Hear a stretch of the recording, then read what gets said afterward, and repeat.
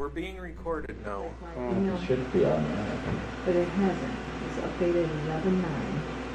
Okay. And I was, I'm not even sure. yeah. Pull down on it. See, oh, That's there it what I was goes. talking about. Just updated.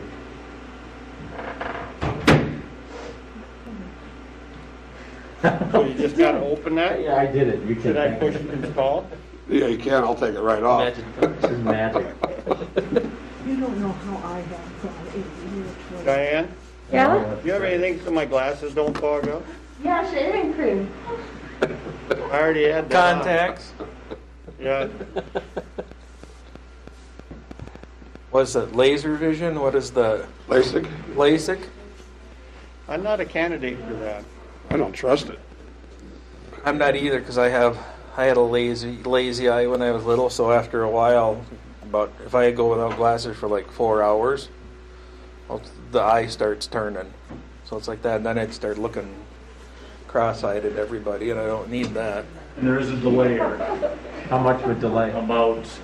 About close to a minute. No. How are we gonna handle that? Well, We gotta get somebody queued up? walk slow. So you wanna have one person, the next person ready to go? I will. Waiting right here, maybe? Waiting right here. Yeah. Yep.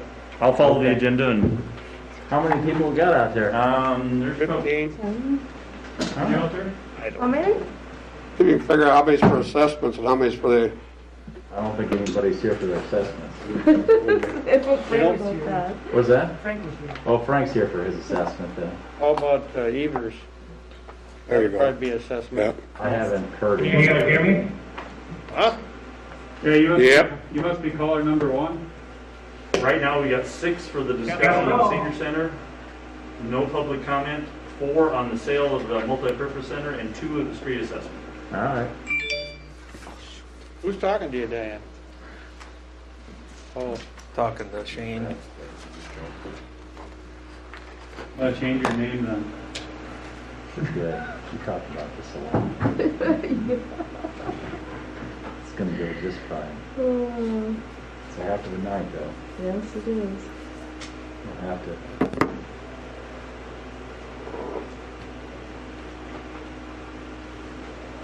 You can hear everybody all right, Chris?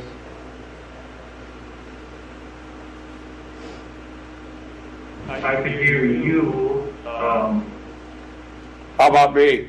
Were there other people? Yep. Eric, do you want to try talking and see if he can hear you? Can you hear me, Chris? Marcy. Yeah. A little delay there, too. Speed of light. you gotta love it.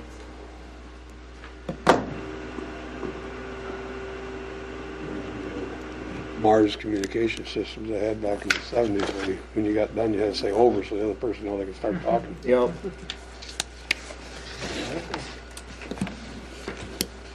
I gotta figure out how to get to. Are you all ready over there, Shane? All your stuff working? Good to go. Okay, I'll call to order the regular meeting of the Tracy City Council. If you stand and join me in the Pledge of Allegiance.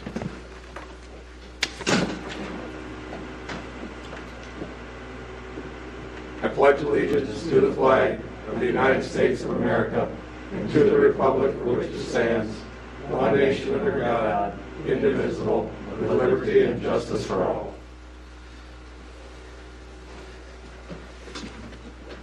Well, Pete, as long as you're here, you want to do the invocation? Absolutely. I was gonna say- I've been asked, so I'll do All that. right. Let's pray. They didn't tell me.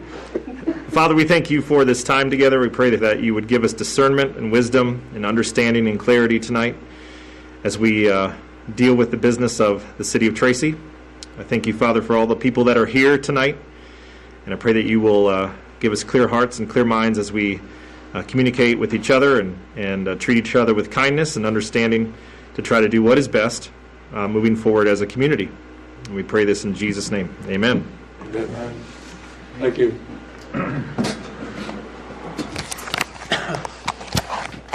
Well, before we get started any further, I just want to point out that this whole COVID stuff and our technology. We've got people in the gym, they're suffering from a delay of what we're saying in here. If anybody's signed in for the online stuff for the public hearing, but bear with us, we'll get through this together.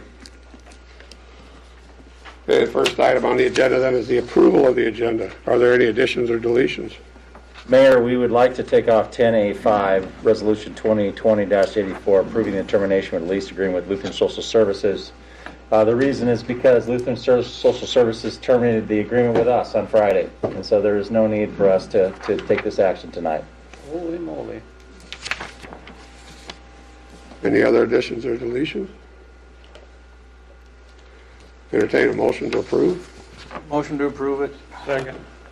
The motion and a second. Is there any discussion?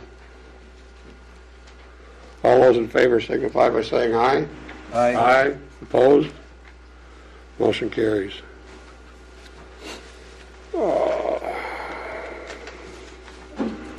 Not time for the hearings yet, so we have a few minutes for next item on the agenda is public comment. Is there anyone here from the public who wishes to address the council? Jeff, is there anybody signed up from the public on general public comment? Okay. Okay, hearing none, we'll move on to the consent calendar. I'll make a motion to approve the November 9th minutes, the approval of municipal accounts payable without breakthrough beverage, approve the municipal accounts receivable, and approve the charter minutes from October 13th. Got a motion and a second. Is there any discussion? Diane, you want to call the vote? Keith? Aye. Howell? Aye. Jones? Aye. Landite? Aye. Mayor Peterson? Aye, motion carries. We need a motion to approve the breakthrough beverage. I'll make a motion to approve the municipal accounts payable for Breakthrough Beverage. I'll second. A motion and a second. Is there any discussion? We'll call the vote. Howell? Aye. Jones? Aye. Landite? Aye. Mayor Peterson? Aye, motion carries. And we still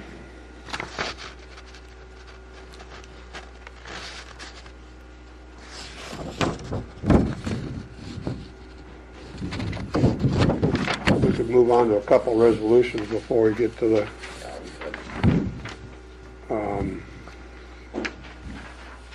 public hearings. I'd look for a motion for resolution 2020-77, canvassing the general election.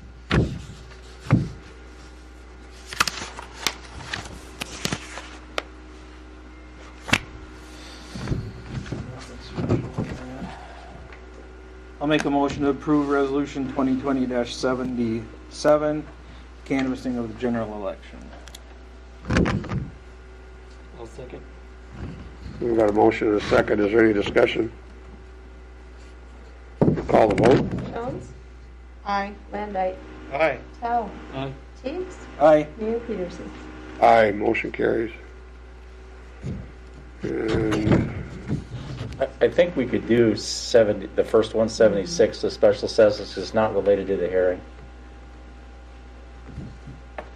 oh, the one that's not, yep. Yep. Okay.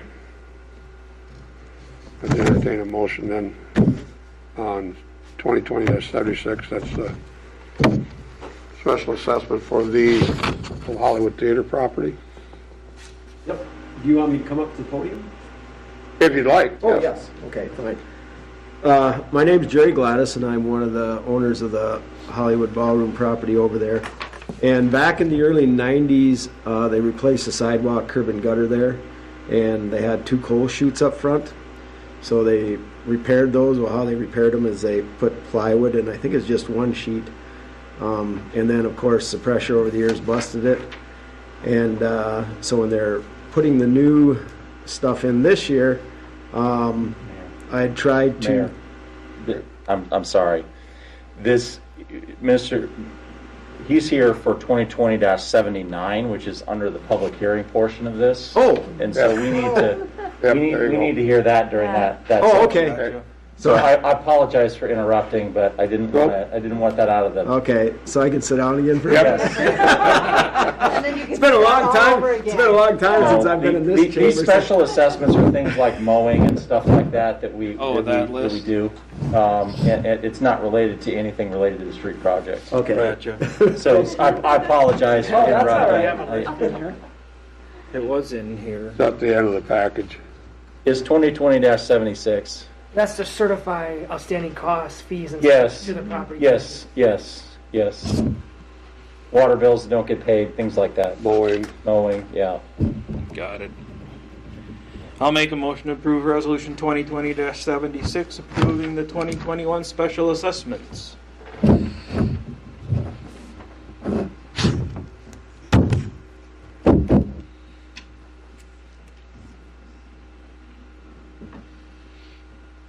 I'll second that. We have a motion and a second. Is there any discussion? We call the vote? Landau, Aye. Jones, Aye. Teagues, Aye. Powell. Aye. Mayor Peterson. Aye, motion carries.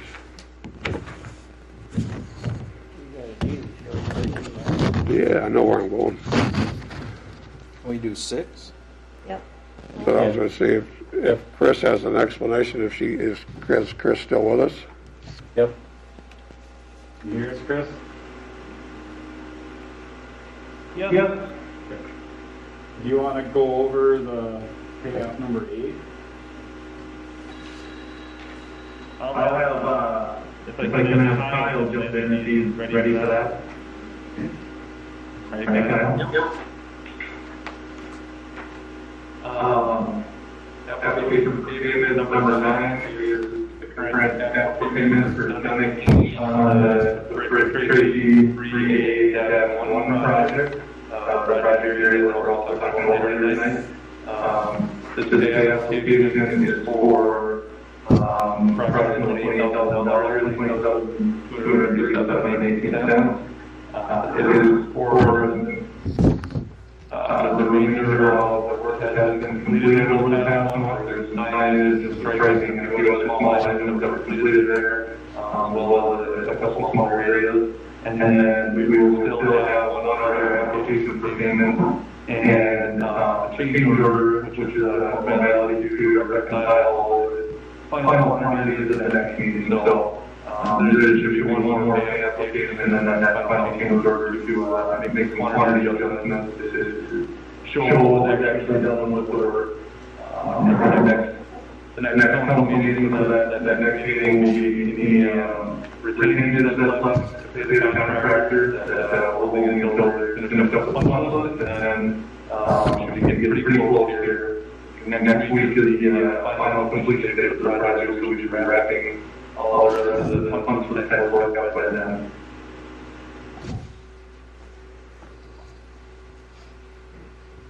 Okay.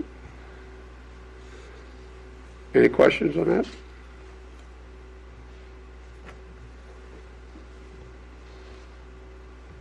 You're at the very bottom, Jerry. Yes, it is. I'm almost there.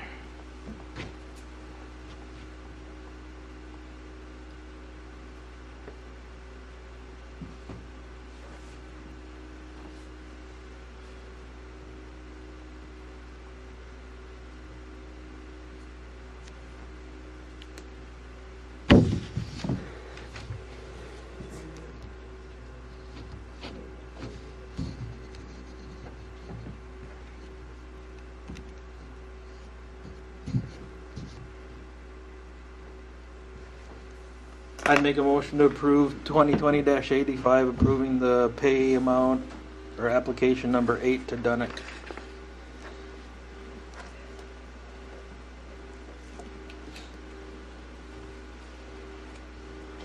I'll second that. We have a motion and a second. Is there any discussion? You call the vote? Landau, Aye. Jones, Aye. Powell. Teagues, Aye. Mayor Peterson. Aye, motion carries.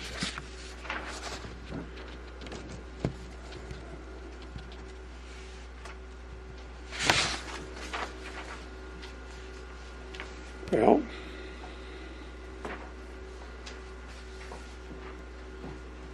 Start 4 minutes early.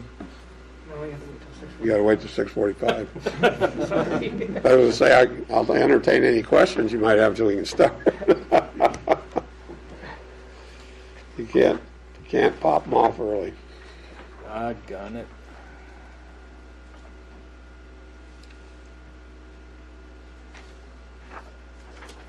I could give a little staff report if you want for a few minutes. Sure. Just talk for 2 or Yep. 3 minutes easy. Should ask Matt that question. He's a lawyer. They're supposed to be able to talk for hours. That'll take hours. A couple things just to let the public know that are coming up is that the budget will be approved in mid-December. Next week we're going to have a special meeting to talk about kind of the final changes to the budget. I had a conversation today with some folks at Abdo about some new rate study information and some adjustments to their model that they were making. Previously we had some discussions about what the rate increases might need to look like on a year-after-year basis to pay for the bonds for this street project. It's looking like they're probably going to revise those upwards based on the new analysis that they're doing, and there's a couple reasons for that. One is that there's some debt assumptions that weren't in the model. They didn't have all the debt put in for the longer term, as well as some other issues, and so they're revising that, and you're going to see that information next week. I just want to give you a little bit of a heads up that that's coming, and I expect kind of a robust discussion with everybody about that. Secondly, for the public's benefit, we're in the middle of remodeling our office here as well, and you may have seen that, and it looks a little rough at the moment, but it's not complete. We would expect it to be complete within the next couple of weeks. I would ask the public be patient because we also had to install a new system from the state of Minnesota. Driver's licenses has really slowed everything down, and so it's resulted in a lot of long lines. And so if you're someone that can wait a little bit, it might be a good idea because it's been rough. There's been some bugs, and they've had to come through and patch the system and do software updates. Our staff working in the office has been really great and patient, but it's been difficult. Those are kind of the big things that we're working on that are not related to what we have on the agenda here. I didn't have any staff reports here tonight because I think it didn't have any staff here tonight, partially because of concerns over COVID. We have decided to try to keep these meetings as socially distanced as possible, and I asked the staff not to come tonight unless they absolutely had to be here for that reason. And so you have does anybody have any questions about the staff reports or any information from any of the staff that's in front of them? I do think we're heading in a time where we're seeing increased numbers of cases. We don't see anything in the new latest governor's order that would affect our operations at this point. Previously, we've had situations like that. I had a conversation with Val at the library.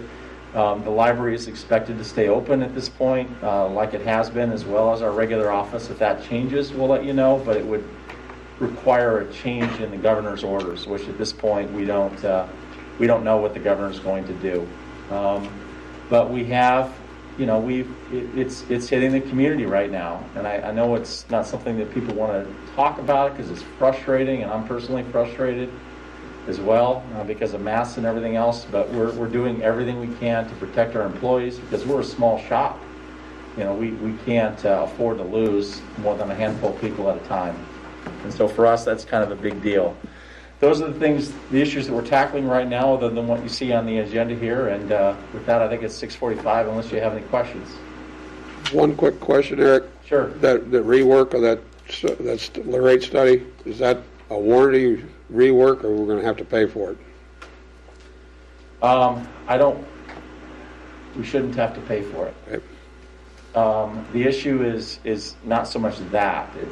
I'm going to be honest. I think they had all the correct information to begin with. And that's why I asked. You know, I mean, I don't see this as our issue. I see this as their issue. Okay. Be 6:45, we'll start the assessment hearing for the infrastructure project. Chris, if you want to introduce the subject.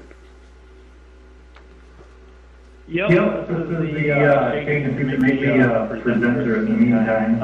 This is the assessment hearing for the Phase 3A1 infrastructure improvement project. So the purpose of this hearing is, can you hear me? Yep. Yep. Yeah, okay, sorry. Purpose of the hearing is to have the public voice, have the public be heard about the assessments. There may be some questions about the project itself. This isn't the intended forum for that. They're welcome to contact us about that. We can answer any questions that are available. So I will start. Just a quick overview of the project. Can you see my screen? Yep. We got you. Great. All right. Like I said, the assessment hearing for the Phase 3A1 infrastructure improvement project.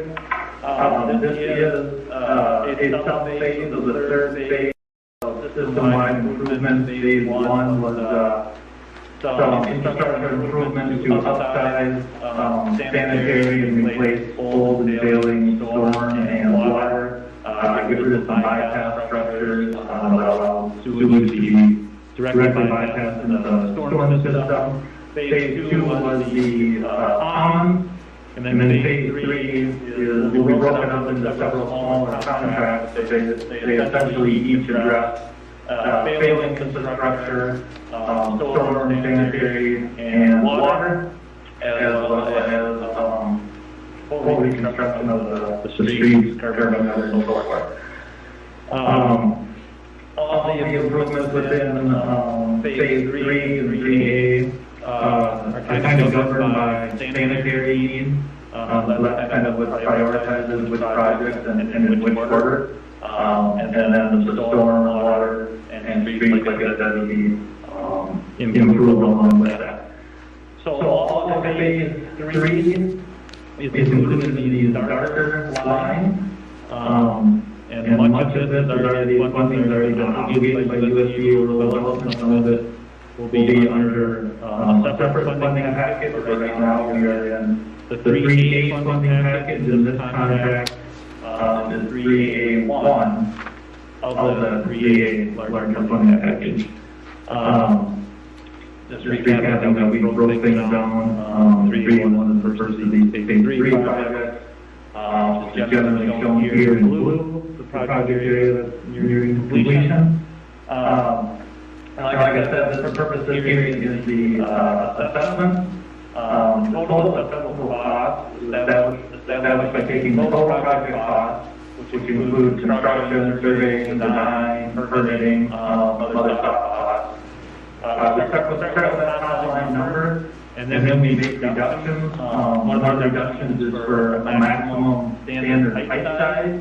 So, on a system like this, as you get towards the downstream end of the system, you might have some quite large sanitary and storm sewers because it's carrying flows from a large portion of the city. And to not have a assessment that the individual property was going to pay, be based on the larger pipe sizes that are really helping and serving much more of the city. The costs are based on what the cost would be for 6-inch water, 24-inch storm, and 8-inch sanitary. And just for reference, most of the water is 8-inch. That actually went in. Storm sewer is up to, I believe, 42-inch, and then sanitary was 18-inch. So that's quite a reduction. Then we apply any grant money received from the state or federal government. That breaks down the portion of the project that could be assessed. And then as those reductions, we take 30% of what is left to come up with the total final assessable cost. One of the things that you have to keep in mind is anything that's not getting funding from the state or federal financing will be funded through bonds. And one of the requirements of the improvement bond is that the city assess 20% of that bonded amount. So 20% for this project ends up being approximately $450,000 total. That should be assessed to meet that requirement. And then some options we'll look at for assessment. That's why the bid outdated. We looked at 4 options. 3 of them are shown on this slide. Option 1 is kind of the worst case scenario, and this is what was mailed out to property owners a couple weeks ago. And this is $7,500 per property.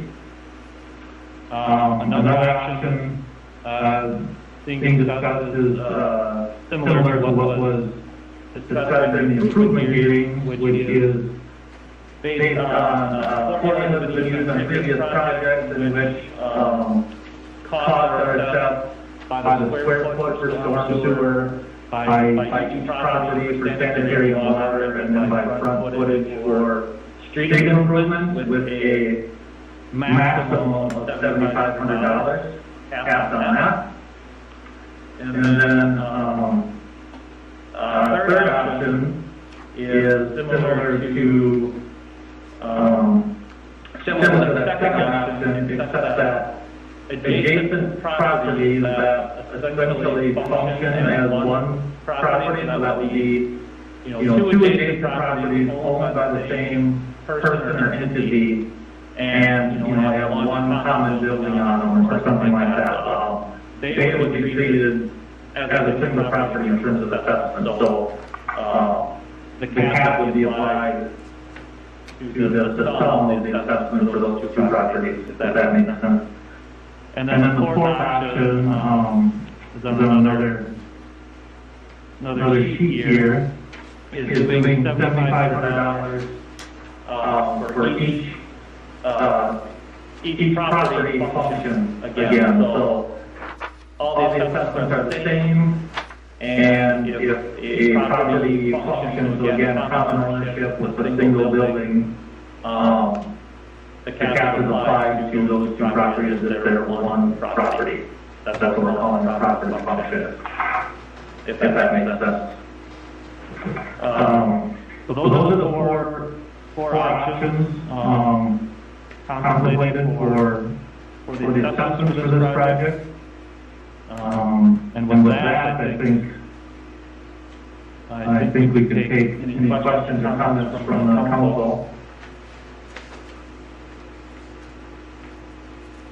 Do you have any questions for Chris?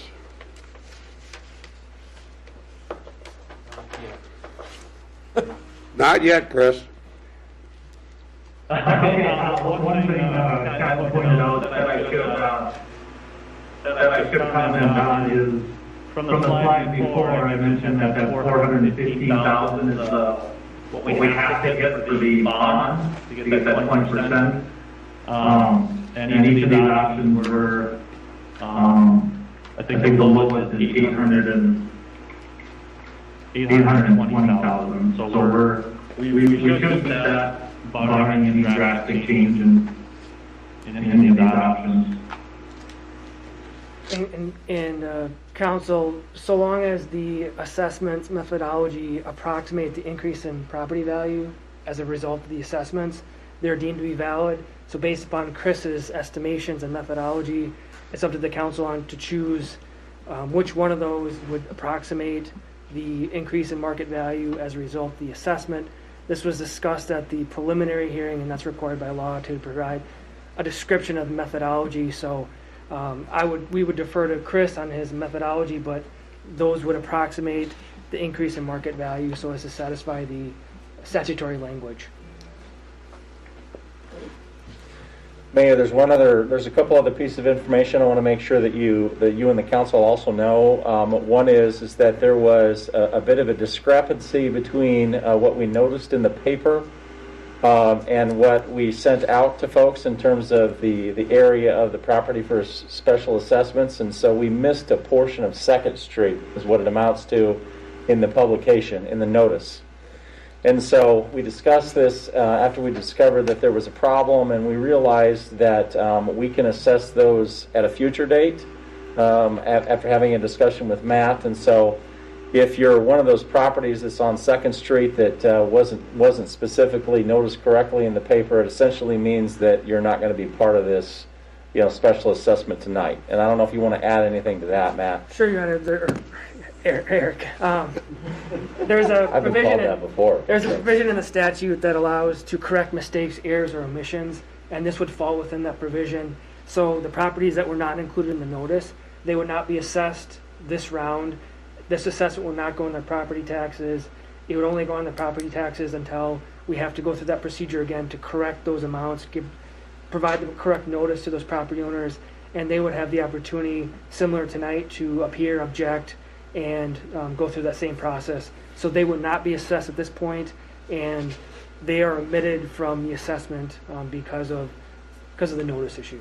And just to add to that, we received one a written objection prior to the public hearing, and that written objection happened to be from a property owner that was omitted in this particular case. And so in reality, that objection could be filed again, when we do the errors and omission a year from now. But currently, we're not including that property, within this assessment. Other than that, we received no notifications from property owners, written notifications prior to the public hearing. And pursuant to statute, there has to be a written objection filed at or before the hearing tonight. And if there's not, then that owner gives up the right to object and challenge the assessment. So there was one, but that's not including this assessment, so there would be 0 property owners challenging the assessment. So it is after the hearing, so they would not be permitted to object to and challenge the assessment. So all other... Whatever, is that something that the city did or someone else? That's something that ISG did. So we asked them to put together the... Go ahead, Chris. Yep, that was an oversight on our. Yep, no, I'm just confirming that was an oversight on our part, but sounds like it can be remedied. Yes, we can remedy it. It just means that we're going to be a year late in assessing 3 properties.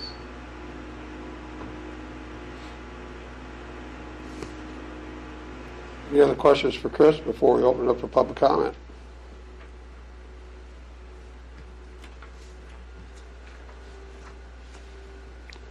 Okay, is there anyone from the public who wishes to address the council on the proposed assessments? Go to the podium, name and address, and limit it to 2 minutes, please. I'll keep it quick. Thanks for your time. Mark Evers, owner of Tracy Chiropractic, downtown 3rd Street. I was not aware of 4 different options. I was only mailed out the one that shows $7,500 per address, basically. I own 3 separate adjoining properties under 3 different addresses. So I was shocked to be looking at $7,500 times 3. I've been proactive since hearing about this project over a year ago. I'm in the process of combining those 3 properties under one address, so that helps me out there. But I was just curious, again, I wasn't aware of the 4 different options. I was curious how they just came up with $7,500 across the board when I have a gravel parking lot that will always be a gravel parking lot for my office as one of the properties, and an abandoned lot that I purchased a decade ago from Bruce Skelhaas just to maintain the property better. So I'd like to see that option where one dwelling, number of parcels. If you look down the list, there's a number of people that are listed more than once. I think they would all agree if they've got a dwelling, a business with adjoining lots, $7,500 is a big chunk if you take it more than once. So thank you for your time. Thank you.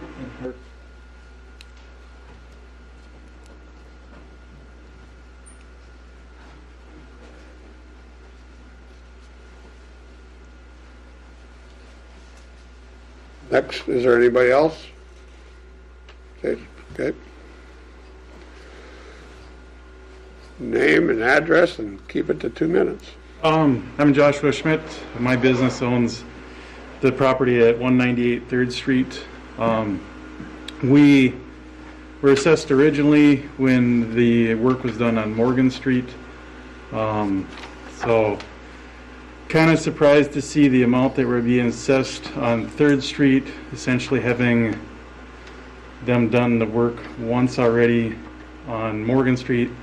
They did a lot of that same work, and now they've redone that same work doing 3rd Street. So now I feel like we're paying for work that was done twice, and I wondering if there's any prorating with those two assessments done for the same amount of work.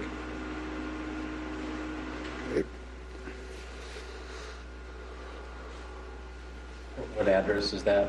That's just kitty corner. That's one that missed me. I know we talked about corner properties, but that one that missed me. 198 3rd Street? Yep. Yeah.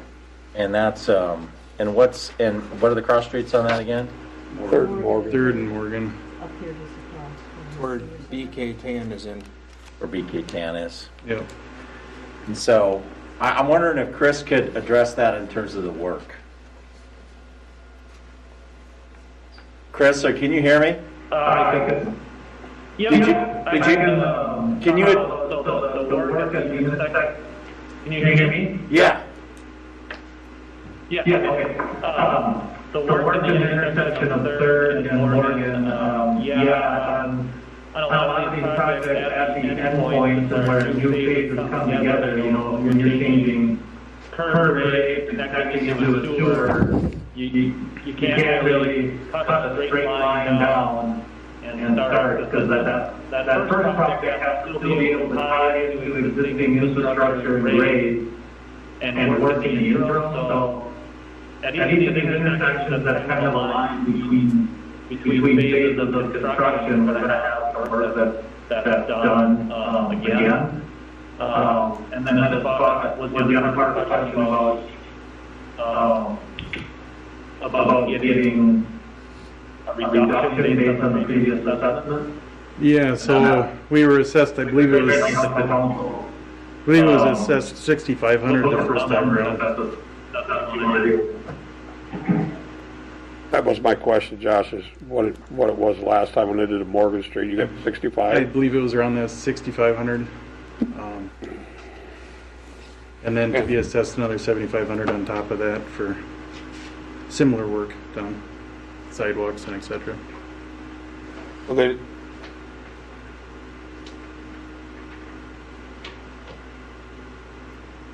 trying to remember what they did on they only worked on the Morgan Street sidewalk on your corner. They also did the 3rd Street. They probably did 2/3 of the sidewalk on 3rd Street. On the last project? Yeah. Yeah. That would be cut back in. Utilities, they did need to dig down and make connections, but the utilities that were put into the 4th and Morgan project were not redone. But we did have to dig down and make connections that those, where the new stuff under the 4th and Morgan project stopped, that we had to dig down to that point and go from there on this project. On the 3rd Street project, yep. I believe I'm the only private owner on that intersection, so that'd be the only, besides the city being affected. Well, mark that down. We'll take it under consideration and see what the council decides. We'll get back with you. Okay, thank you. Thanks, Josh. Okay, well, I'm Jerry Glass, Hollywood Building over there.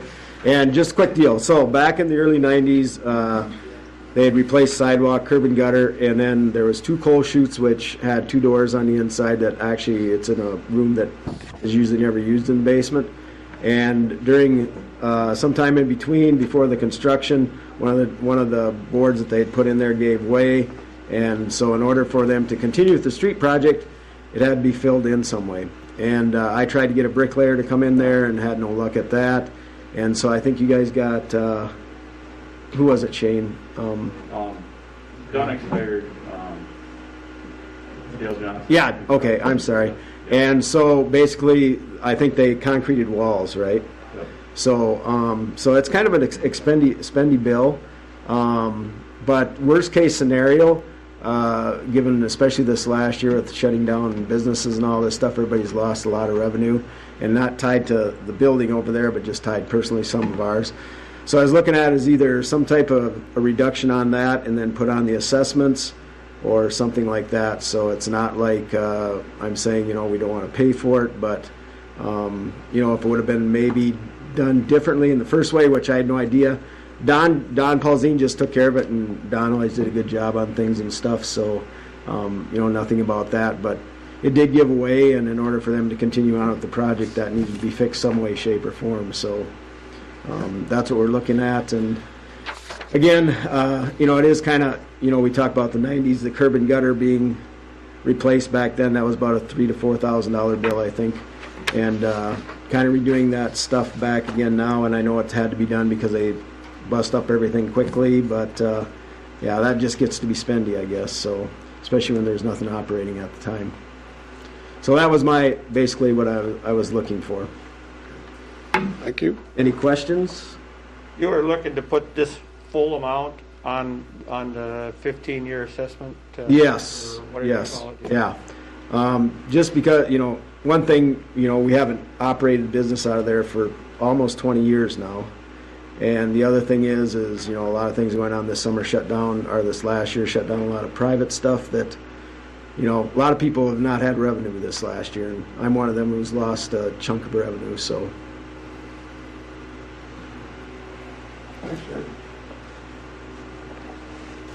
Frank, next.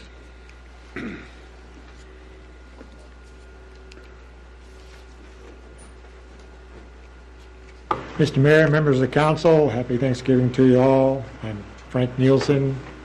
Property's at 675 2nd Street here in town, and I'm assuming that when Eric referred to having received written objections, those were the ones that I brought down here earlier today on the property. And I'm apparently in this zone that was left out of the notice process, and there's some discussion about, well, we'll just push that off and we'll postpone it a while. I have a problem with that because all of these notices that we're talking about, it stems back all the way back to the time of the improvement hearing back in early 2019. None of those notices, and all of them are required to have a spot where it says, here's the area subject to assessment. None of those, including the ones back in early 2019 before the improvement hearing, had my property, in those notices. Now, a lot of you are familiar with the League of Minnesota Cities, and they have documentation and helps that they put out for cities to kind of help them run their business a little bit better than maybe they think they're doing it. Doesn't always work out that way, but they try.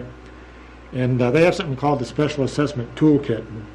I'm familiar with that. I've looked it over, and just a little quote from that for you from page 16 of it. It says, cities will want to use great care when notifying citizens about assessment proceedings. An accurate description of the assessment area is important.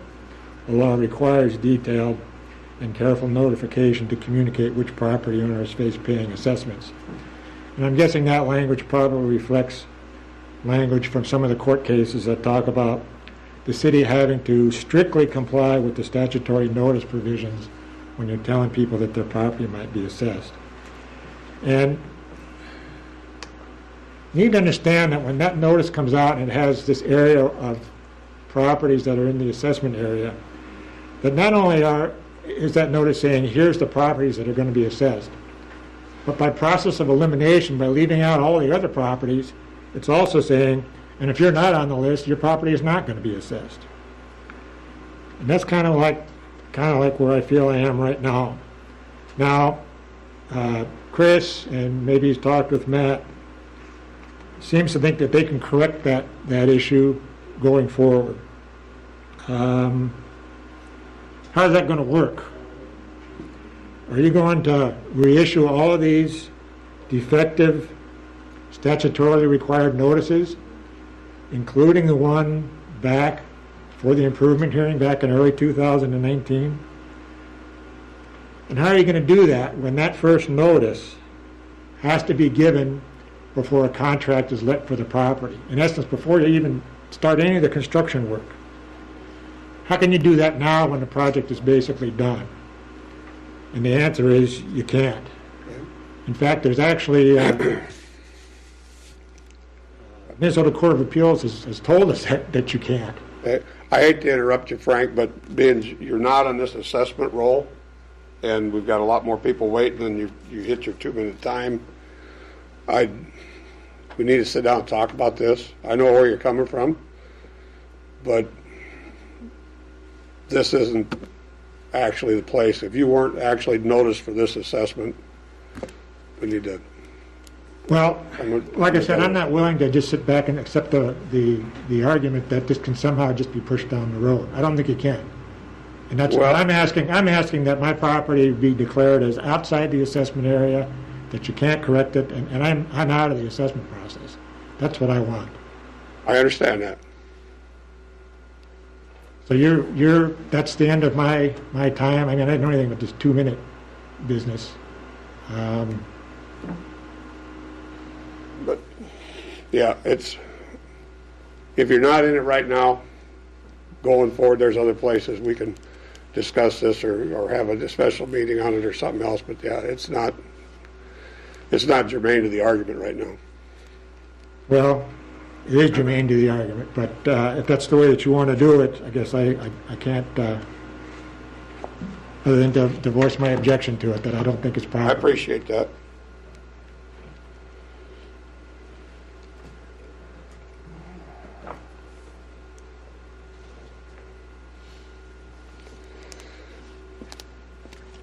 Sir, Ruben? Hi. Name and address and 2 Sarah minutes, please. Sunheim. I've got 330 3rd Street, and then I'm also going to talk about the Presbyterian Church as well.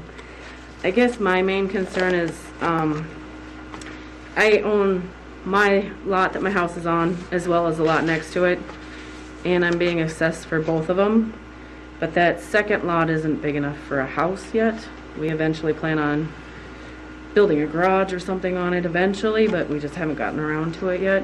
And I didn't realize there was going to be an assessment on both properties for the same amount when there's nothing on that second property. They are right next to each other. And then I understand that it's the street work. I get that totally. My problem is when the sidewalks were taken out, they weren't all put back in, and the driveways weren't put back in the same way. I know I talked to Shane about this once, but I have aerial views of the prior sidewalks and driveways, and they were put in that way for a reason.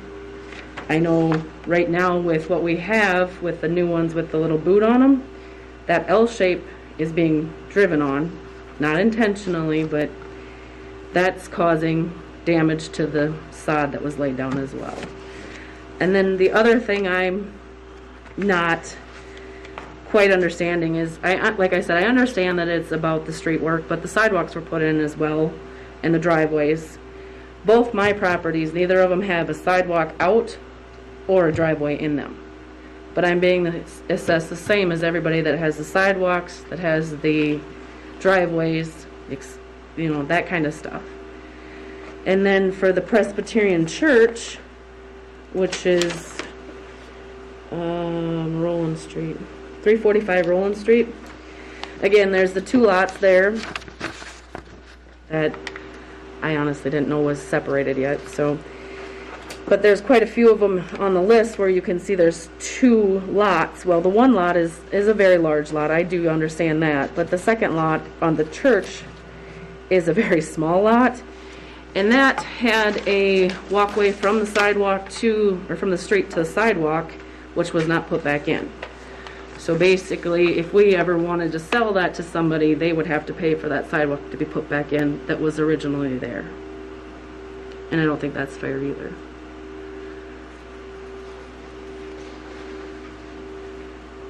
Yeah, we're going to decide tonight whether to do that option 1 or option 2, where you'd only pay for the one $7,500 fee, not the 2 of them. So, and that would apply to the. And We couldn't hear what you were saying in Yep, the room, so I didn't know if that was Nope, mentioned so or no, not. that so. you're covered there. And then if Shane's aware of the sidewalk issues, Yeah, there was I don't know if there's like I anything that said, can there be was done. a walkway from the sidewalk to the road where the old manse used to be, the old church house, pastor's house. But that didn't get replaced, and that actually gets used a lot. So, but thank you. Yep, thank you. I still have a question. Shoot. 5 inches thick sidewalk downtown. Why? I don't have an answer for that. Ask Chris. What's that? He was Why is our told sidewalk downtown 5 inches 5 thick? inches thick. Repeat the question, please. The sidewalks downtown that they put in on 3rd Street, he's asking why they were poured at 5 inches thick. Why were they poured at 5 inches thick? Yep.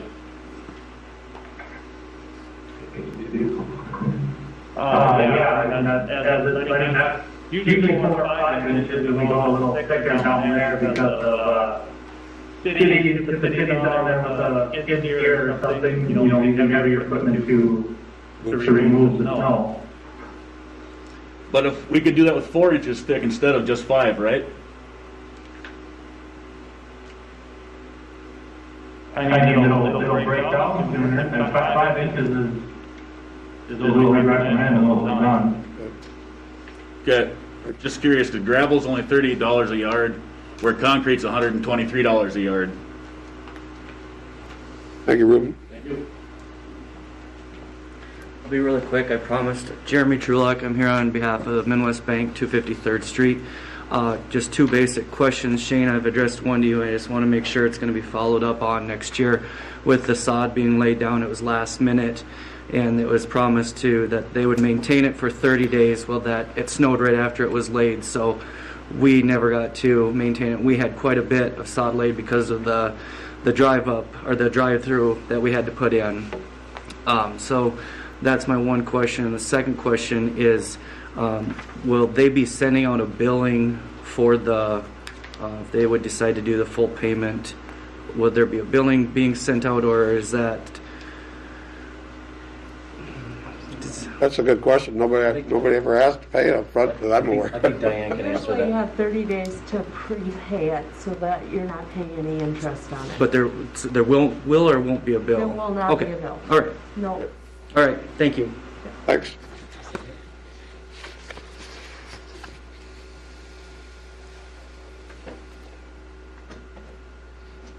Do we have anybody else?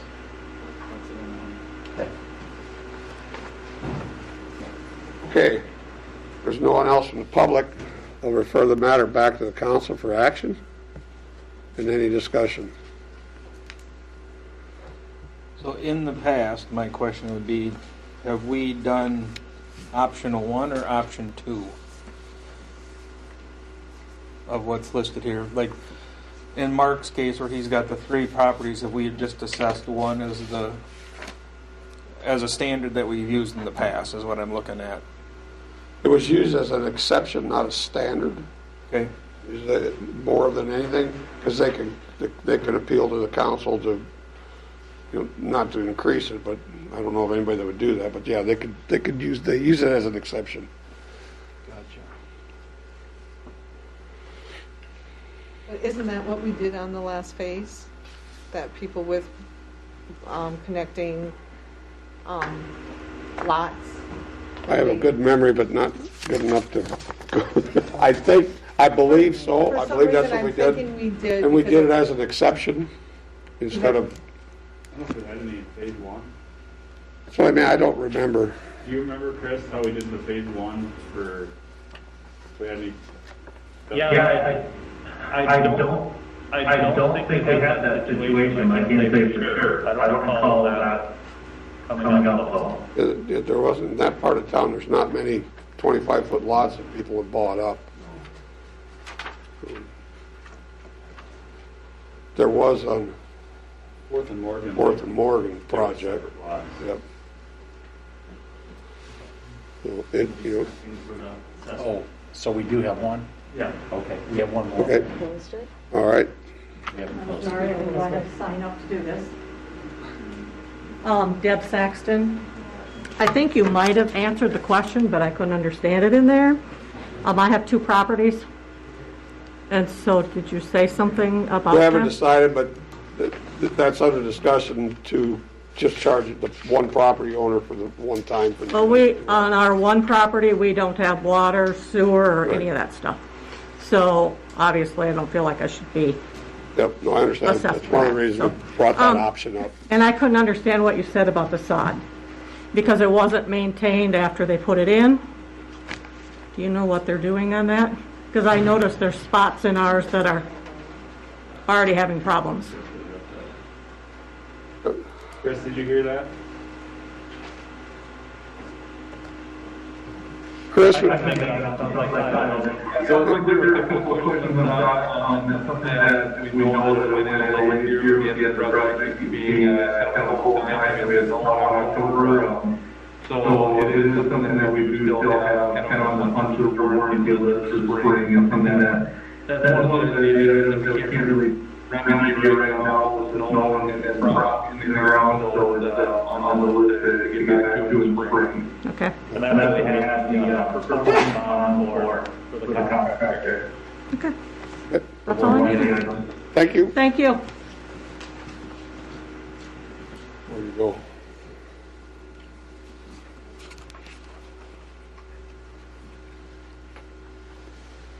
Is that it again now? That's it now, yeah. Okay, we'll go back to the council for action then.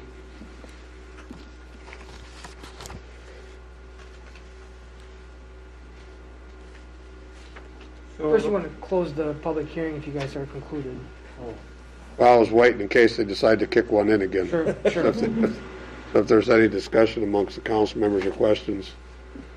So, if I understand this right, if you have 3 properties and you cut it down to one assessment, where does the other money come from that wasn't assessed for that property?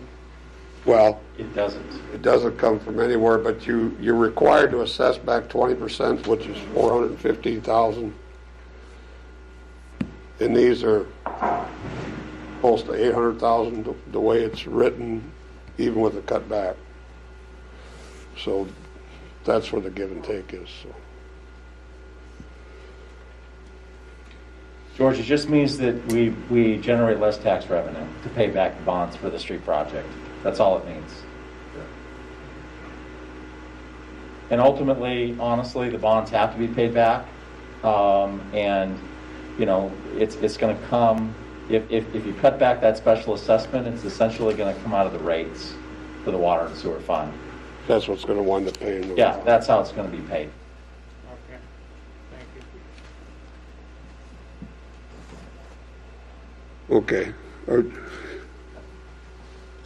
See Jeff out there, but. No, I think. All right, well then I'm going to close the public portion of the assessment hearing and refer it back to council for action and continue the discussion. Or I'll entertain a motion for whichever option. Mayor, I want to add one other thing when you make that motion.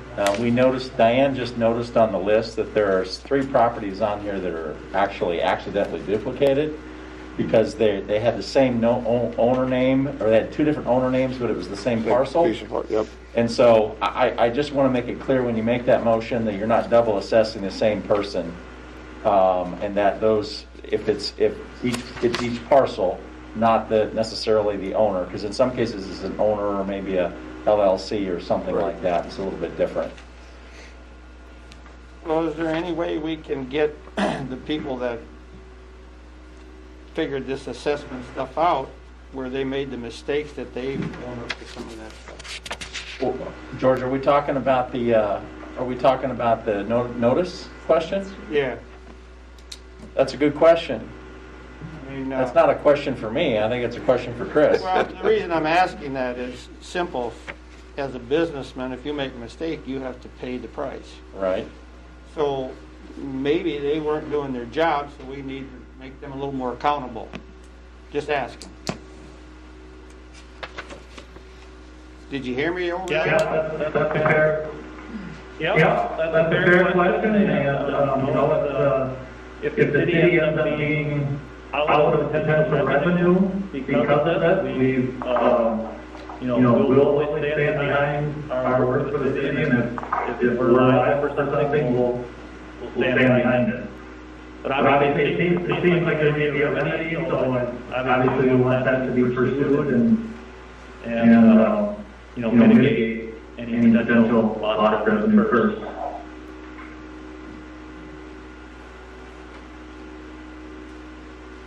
But that would be separate from what we're going to do Deciding tonight. tonight, yep. Tonight, we're talking about the options 1 or 2 of the assessments. Then we would still meet with Frank and the other property owners Right. to figure that part out, that we're not blowing you off. That's an option. That Yeah. we just need to deal with it separately than this. You're not doing anything tonight on my property except postponing. Right. Right. And That's that it. postponement will then include discussing with you and the other affected property owners. I'm not here on behalf of anybody else, but if that's. No, but we'll- You should not understand that. Sometimes that gets confused with an attorney. Yeah, well, no. I'm here on my own behalf. Yep. Okay.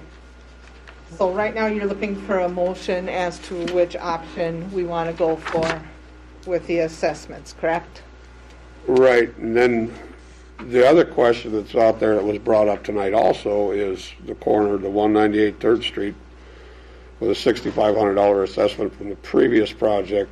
You know, it's a corner property problem that I'll admit, I didn't even think about it when we did it in the meetings and talked about it, because there wasn't any other corner properties that's going to be addressed that way from another project. So I don't know where to stand on that, because if you go back to the 4th and Morgan project, there were 2 corner properties that were under-assessed, and then they were supposed to get caught up on the next property, or the next project. But if what Frank is telling me is the case law, not to get that deep, I don't know if we can go back and do that. So I'm just, we need to do something with Josh's, separate from the rest, if we're going to do something with it. I know like the Presbyterian Church would have been hit before too. Yep, they got it real hard there too. So it's. Mayor, I might suggest, I think the question is, how much of the, I don't think it's accurate to say, because Chris testified that it was a redo. You know, that there may have been some duplication, but it wasn't completely duplicated.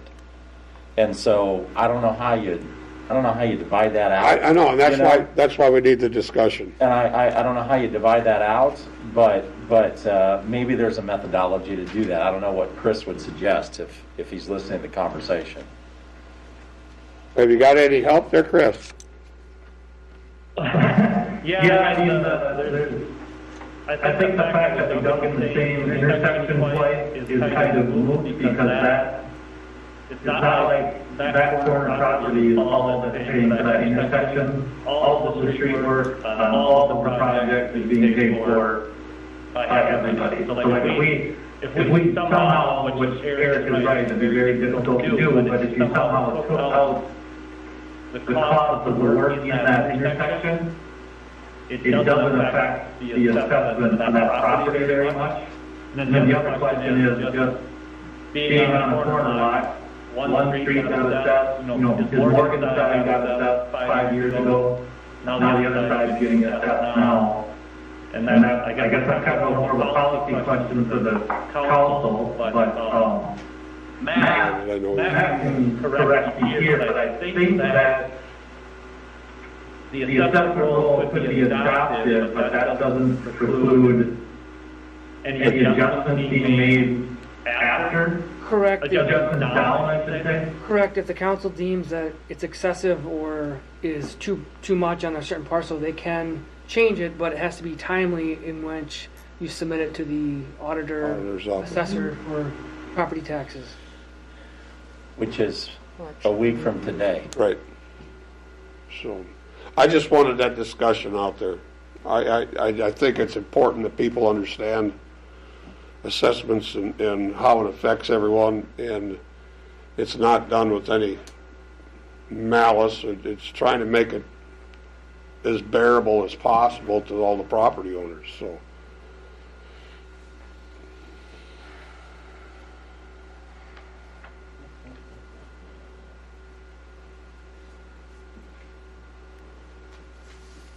But Chris, correct me if I'm wrong, the evenly per property function still meets our 20% required by law? Yeah, so that would be, the even 75 per, Right. or the half. Yeah, you're still at 870 and, Right. Yeah. Just keep in mind, whatever you do for one property owner, you have to contemplate what the larger impact is, because it would be fair to do that for everybody in the same circumstance. So I don't know what the methodology is exactly, but I would expect that we'd want to try to apply that methodology moving into the future if we did something tonight. And that was one of my goals with the assessment committees and everything, is to come up with a consistent. Are we going to run into this issue on any other projects that we're aware of, where we'll have a lot of double lots with the same building? You'll see that. I would think so. One corner lots. Yeah, because you've got a circumstance now where, if you did a street for the first time, it's only one corner, and now we're starting to add different phases, and so you're going to be bumping up against things. You're going to see this on every phase moving forward the rest of the way. And this is, this is the first time I had contemplated this myself personally in terms of this testimony, so I'd want to make sure that we did it right. I just don't know what the right answer is.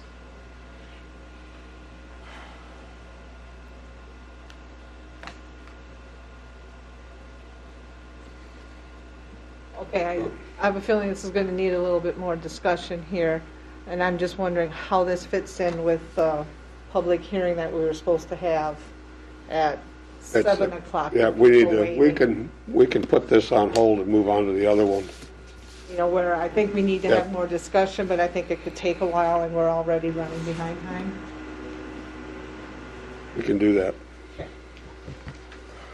So we'll hold discussion on the assessment actions until after the public hearing on the potential sale of the MPC. Eric, you want to open up on that? Sure. Are you opening the public hearing then? Not to the public portion. We're doing the opening remarks for the public portion. Well, I think my stuff would be in the public hearing, so I think you'd want to open the public hearing and then I can start. Okay, I'm opening it then. All right.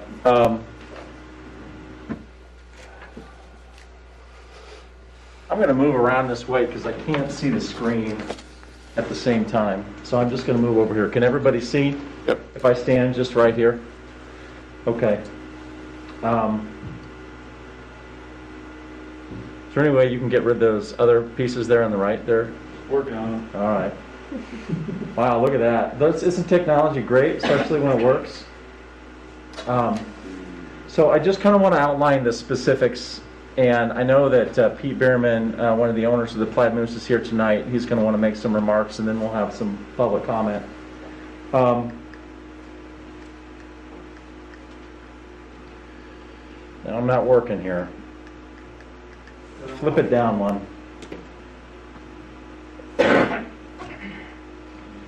So, a lot of folks know the history on this situation, but it probably worth repeating a little bit. So over the summer, we began talking to the Plaid Moose about moving to downtown Tracy. We thought it was a really good fit for a number of reasons. The way that we see the Plaid Moose is they're successful in a small town, and I think that's important. If you want to be successful in Tracy, you have to have the ability to show that you've been successful somewhere else. So we don't want to partner with somebody that's going to come in and not be successful. And so really what you have in the Plaid Moose is they're successful. It's an urban style cafe, something you might find, in a larger community, coffee and gift shop in Slayton. We showed them a few locations. We toured downtown. Pete is here tonight, and we looked at the multipurpose center, and after a period of time, they got back to us and said, we really like that building. Well, we knew that was going to create some problems because we had other services in that building. We'd use it for seniors and things like that, and so we wanted to really think carefully about how we did that in order to move forward with that. And so at that point, and it was actually August 23rd when we had a city council meeting, first talk about this in closed session, we talked to the city council and said, okay, what do you want us to do here? Do you want us to try to move forward with this idea? And the direction that we got was yes. Let's see if we can try to work out an agreement and also try to work with people and Lutheran Social Services to try to create a win-win for everybody. And so we did that. Just to give the public an idea, if you have not been to the Plaid Moose, what it might look like, and not saying that this is exactly what it would look like in Tracy, but I think that what Pete would tell you is that they want to put their brand and their stamp on the facility, and so this is what the facility looks like in Slayton. So why do this? What's kind of the rationale around this?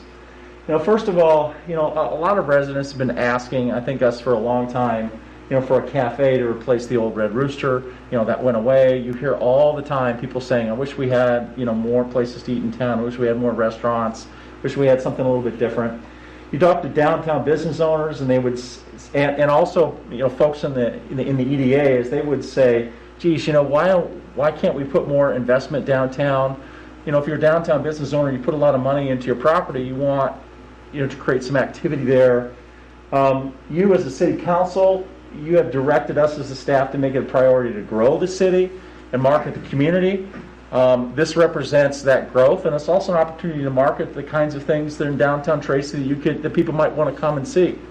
I mean, if you're coming here, for example, during the summer to go to the Wheels on the Prairie Museum, what a great opportunity for you to, get some lunch at the Plaid Moose, as an example. And so it's an opportunity to generate more traffic.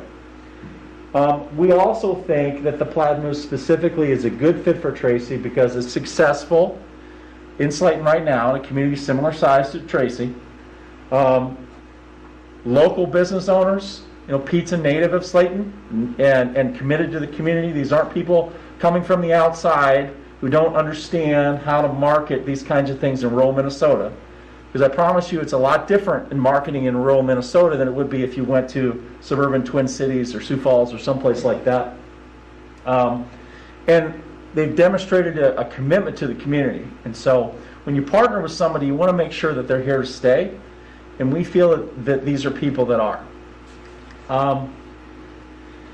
So, the timing of this, a lot of people ask, well, why now? I mean, why are we doing this now? Well, we didn't know what the circumstances were going to be with COVID. And we ended up having to shut down the multipurpose center in March. It really got shut down, by the governor ultimately, and over concerns over COVID. But because of that, because we have the luxury of time, this is an opportunity to have that conversation now about what a new facility might look like in the city of Tracy. This is not something that, if you're going to do it right, you don't want to do it quickly.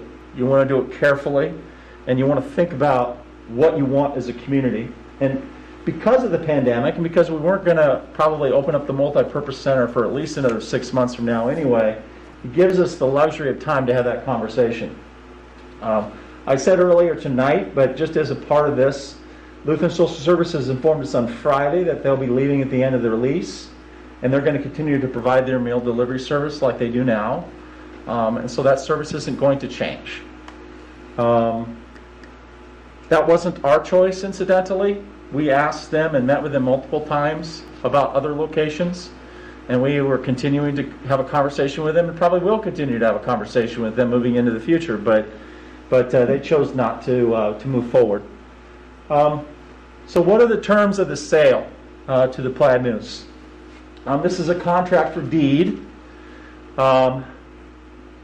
with a purchase price of $53,700. That is what the current assessment is right now in Lyon County. And so that's what they believe is the market value of that building. It includes a $2,500 down payment and a 10-year loan at 2% interest. And essentially, the city of Tracy would carry the note.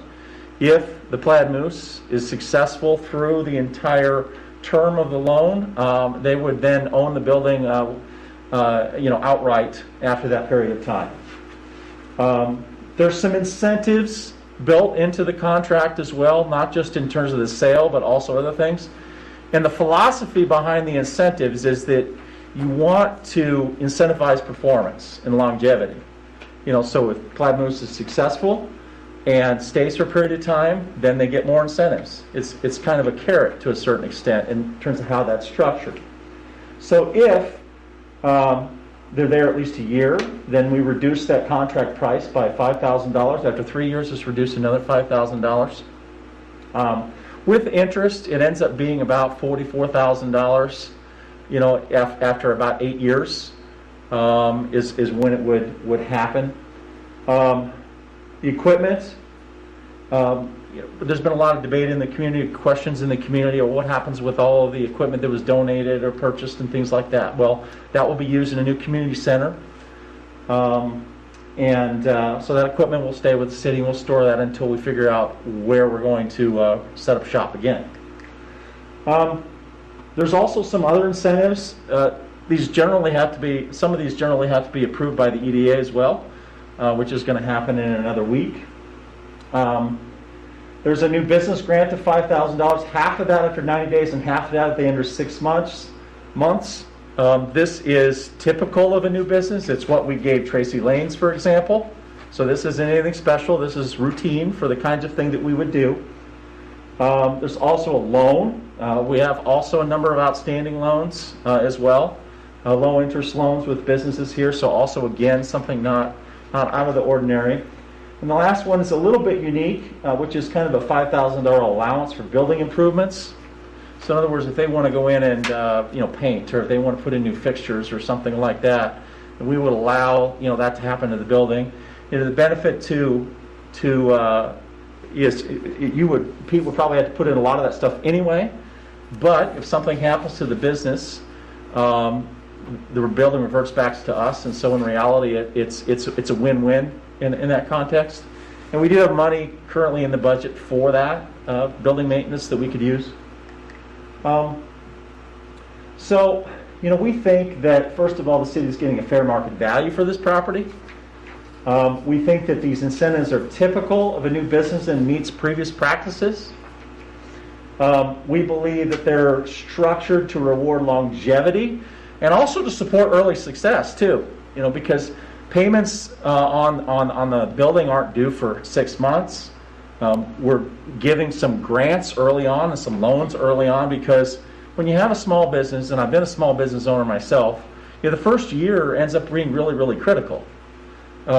Because you're going to get a sense for whether or not you're going to be successful or not. And there's always so much startup capital in the beginning. So we want to nurture that business in the beginning and also incentivize them so that there's that carrot out there in the future so that they stay. And so it does both of those things in this agreement.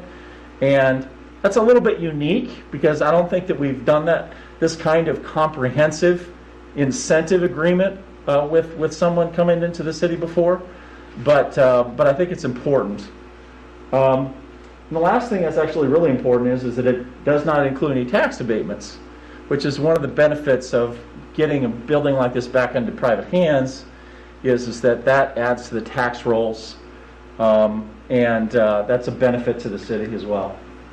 So there's some benefits to the sale. Some of them are economic benefits, some of them are community benefits.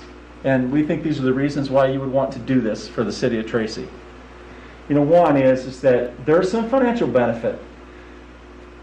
If we were, it depends on what happens next, but it does cost us, a fair amount for maintenance and utility savings on a yearly basis.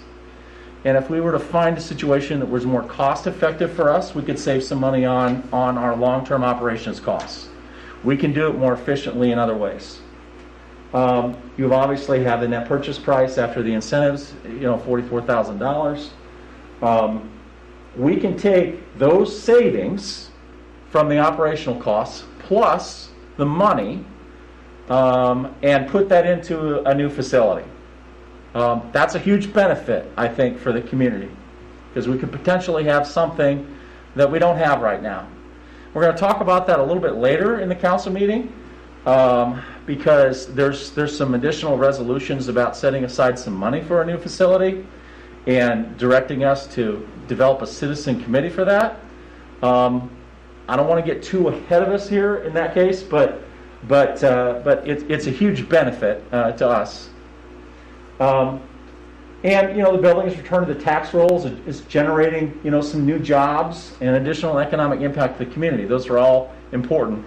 And in a time when restaurants are shut down by the governor, unfortunately, and they are literally failing all over the state, it is a big deal to be able to say, you know what, we're not failing here in the city of Tracy. Not only are we going to hang on to what we have, but we're going to add to that.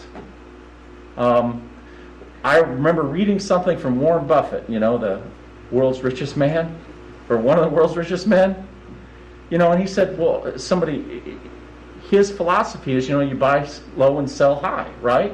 I mean, and now is a time when, things are kind of a low point, economically. Well, maybe this is the time to invest because of that. So some of the community benefits to the sale.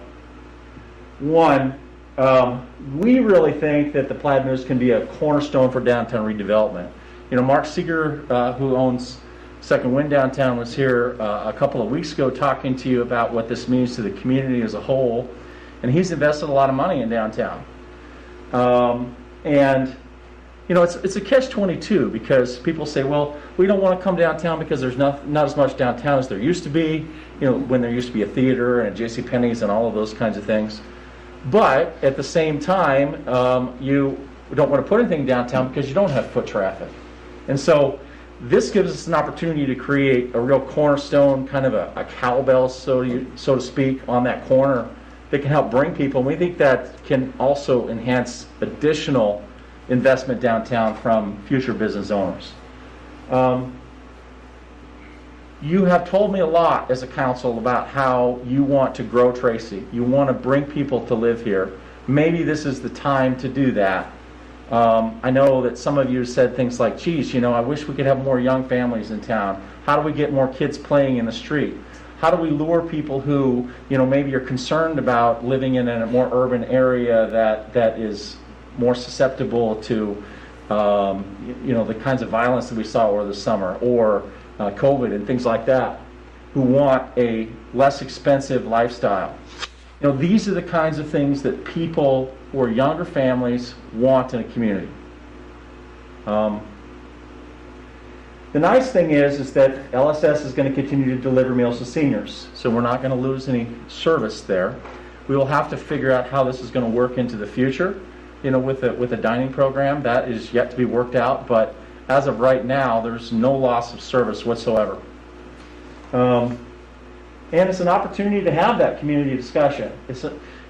Oftentimes when you have these kinds of disagreements and crises, well, that's exactly that spurs the opportunity to discuss moving forward. And if you're not moving forward, you're moving backwards at that point. And so it's an opportunity to have that community discussion. So our recommendation is twofold. One is to approve the contract for deed and the incentive agreement. That incentive agreement will have to then go to the EDA and also be approved by them, which would be at their next meeting on December 2nd, if you approve that today. If you don't approve it, it won't go to them, obviously. But those are our recommendations, and that's kind of the story, what we're trying to accomplish. We think it's exciting, and with that, I'd be happy to answer any questions. If you don't have any questions for me, we can bring Pete Bierman, the owner of the Plaid, one of the owners, he and his wife Krista. Krista couldn't be here tonight, I understand, but up to talk as well. But I'd be happy to answer any questions of the staff if you have any. I just have one question. Sure. Usually the EDA works out the deal, and then they bring it to the council to approve it. It sounds like we're doing this backwards this time. The council has to approve it and then give it to the EDA. Well, Pete was at the EDA meeting a couple of weeks ago, actually, and I think a number of you were actually there at that time, and we got some pretty good indications from them at the time that they thought that this was something that made sense. And so, to a certain extent, you're right in terms of there hasn't been an official vote yet, but we did absolutely go to the EDA before it came to City Council. Yep. Big difference here, George, is this is City of Tracy property, not EDA's property. That's also true. That we'd have to be the first player on it. Yeah, we did have to do, because a lot of times the EDA might own a piece of property and they're selling it, and that's a little bit different situation, but this property is not owned by the EDA. That's right. That's a good point, Mayor. Thank you. And the EDA part is only for the incentive package. EDA pays only for a portion of the incentive package, yes. That's right. So will we have to agree that then after they're done? Or No, you won't have to do everything's that. done first and then it goes to them? No, you will not have to come back and do it again, no.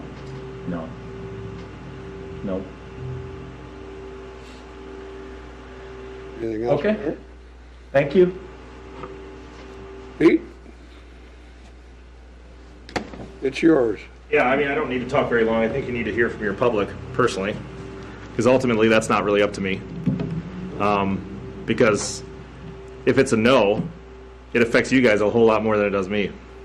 Because we can keep going what we're doing down in Slayton and try to keep serving like we're doing there, and that won't affect anything that we're doing. Ultimately, to be clear, we will do everything that we can as a business, just like we have done for 3.5 years, and going on to 4 years here in Slayton. We will do everything that we can to serve every person from the community. For example, in Slayton, we use our space when we can use our space this year. Yeah. We use our space for a lot of different people, even groups of older women who have Bible studies, and my mom's part of one of those, and she lives out in the country by Fulda. But we have a DAR group that comes in every month, and that's about 15 older women that are part of that group as well. We work with the volunteer group ACE down in Slayton as well. They come in. They were planning on having a Christmas event at the Plaid Moose until that was canceled just last week. So in saying that, it is our intent to be available and open all day long, possibly even in the evenings, depending on what's going on in the community, for groups to come in throughout the entire day. Now, when you talk about staff, it's very possible we will hire more people. It all is based on need. So if we're crazy busy and we market ourselves well, which is our job, not yours, we have the full intention to be very busy throughout different parts of the year where we will assess how much staff we need.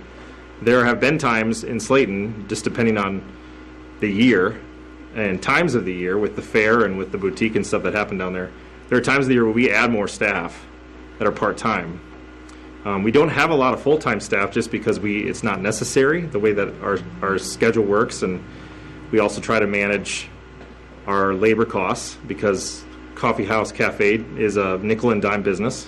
All restaurants are nickel and dime businesses, and so that's why the state doing what it has done to us twice now this year has been very detrimental to a lot of restaurants. Now, for us who've been able to stay open, which is a blessing, honestly, it's not luck, it's a blessing.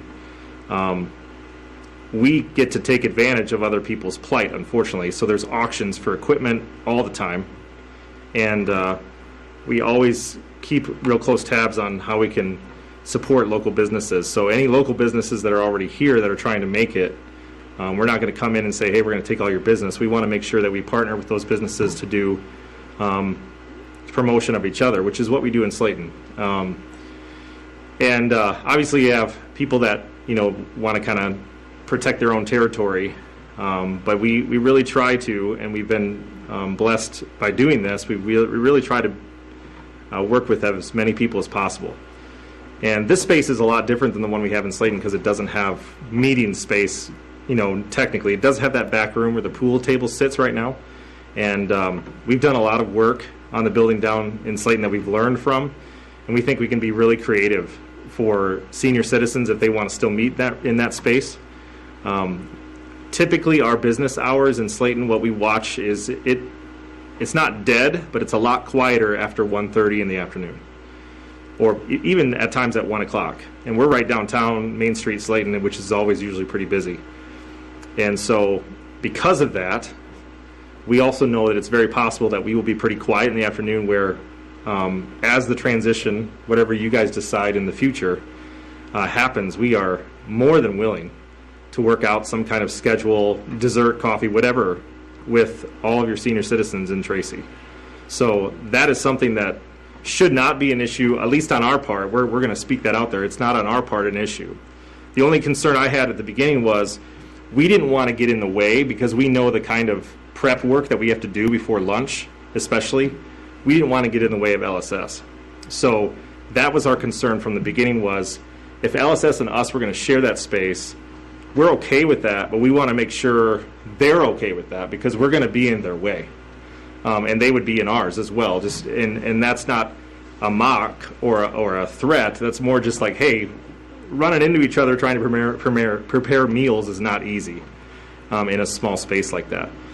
Because we have an alley kitchen in Slayton, and this is very similar to that structure, how it would be laid out once we got all that work done. So my biggest concern is that we don't want to be in the middle of stuff that the city of Tracy and the seniors of Tracy need to work out between them.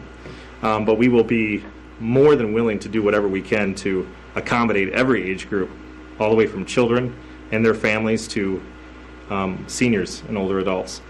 Now, granted, with COVID and everything going on, there's a whole lot more caution and precaution for the more vulnerable older generation in our cities right now, just because COVID hits them harder. So I think it's very wise that we all move together forward on this rather than not having conversations. The problem with our country right now is people don't want to talk to each other.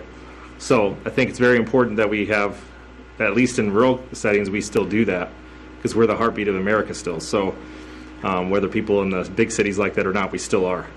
And we can show them how to do this well. I just told my church people, because I pastor a church of about 75 people, healthy disagreement's okay. We shouldn't be afraid of it.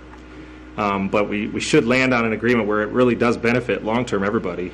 And in our part as a restaurant, we're willing to do that, always have been, which is why we offer 4 different discount days for 3.5 years we've done that. And we've lost a lot of money.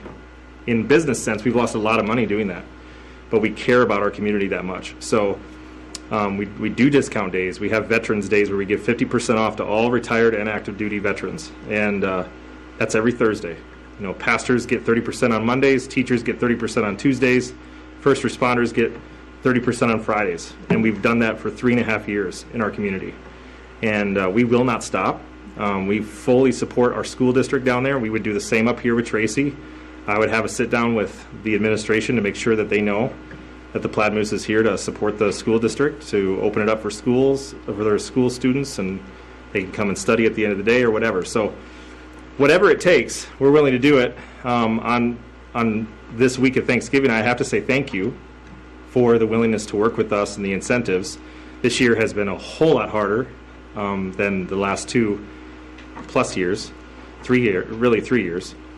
And yet God's been gracious for us to stay open. So because of that, I truly believe this is the time to not shrink back. I think it's the time to kind of dream big and say what's ahead. I have no idea what's in store for our nation, but I do know that small towns are going to grow because a lot of people are not going to want to stay in big cities. And so I hope that Tracy is one of those towns that grow, and if it at least feels the impact of that, and we want to be a part of helping regenerate some great economy downtown if we can do that with very creative things. So I thank you for your trust and for your time, and I don't need to say much more than just thank you. And thanks for your willingness to at least approach us, because people are like, hey, did you approach them? No, we didn't that was not on our radar, especially this year with COVID. We were not even thinking anything like that. But when it came to our lap, we don't pass up things that are a surprise, because sometimes God's working right in the middle of that stuff, and so we want to make sure that we figure that out. And we feel like this is a good move for us. So, thank you. Thank you, Pete. Yeah.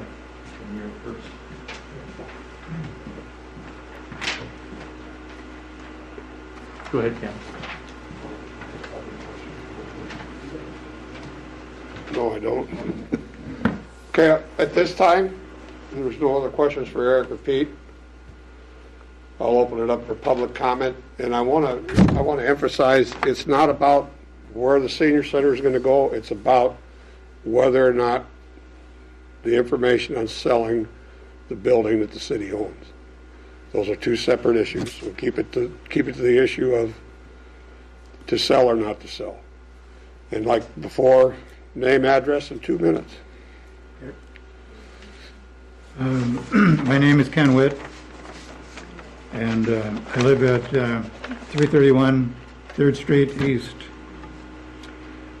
And you wish to keep the sale separate from the senior center discussion? The senior center, we're going to have a discussion on the senior center towards the end of the meeting. Eric's got some information from the survey that we conducted and some ideas of how to go forward with it and that type of thing. So okay, let's just keep this to the sale. Just the sale part then? Yep. Okay. Well, I would rise in support of the sale. I guess I don't want to comment too much about the money aspect. That's for someone else to figure out, I guess, if that's a good deal or not. But in terms of whether I believe it's a win-win, I certainly do.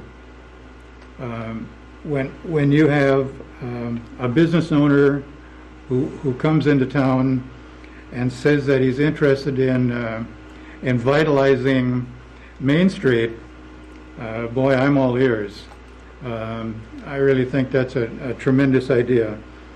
And so I think it's a plus for the city. Sure, there's some concerns about what happens to other groups, but I think they can all be worked out. So I don't think that that's a problem in the long run, and I don't think that all of our problems have to be solved tonight. In the weeks that come ahead, we can get some details, and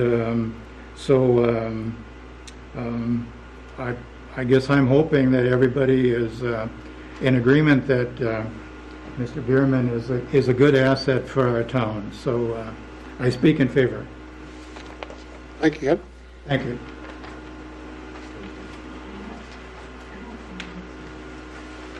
I'm Shirley Anderson, and I live at 701 Randall.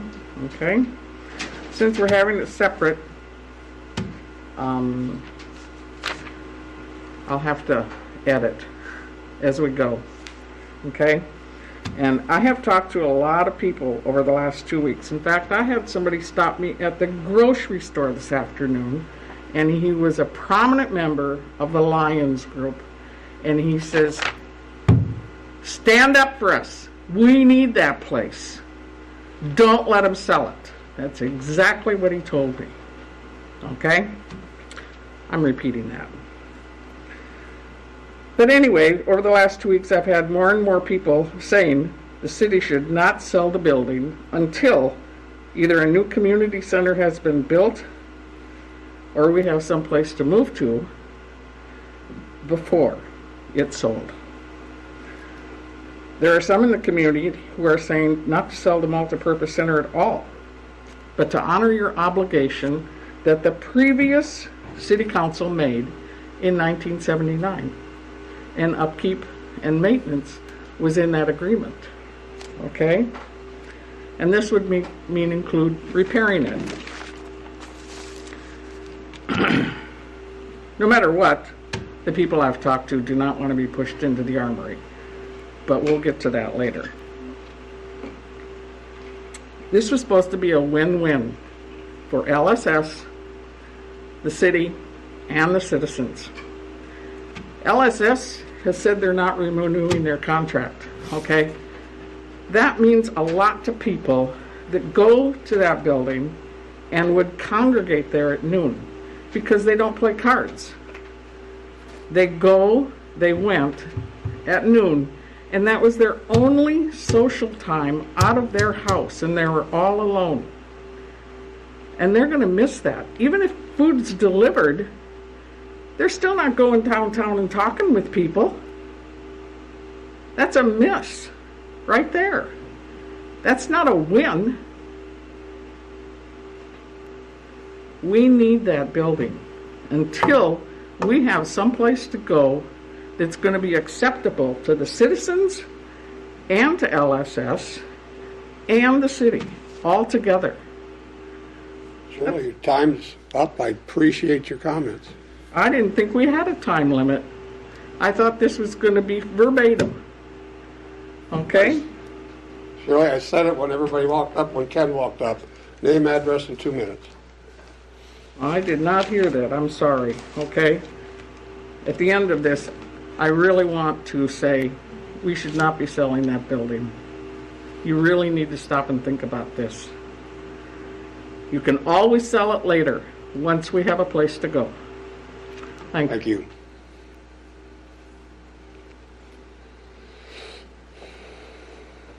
Not sure who's next. Whoever's in the room that hasn't spoken yet.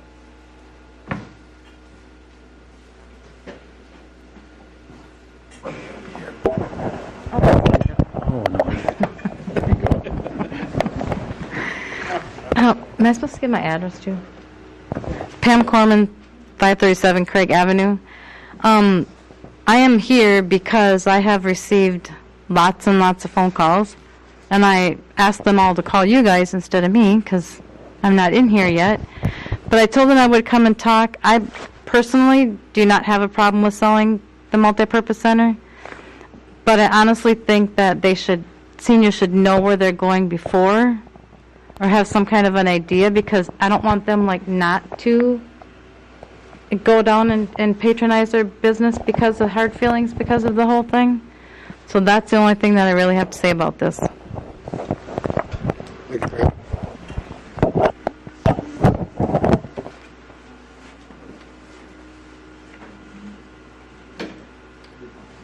Anyone else? Chuck?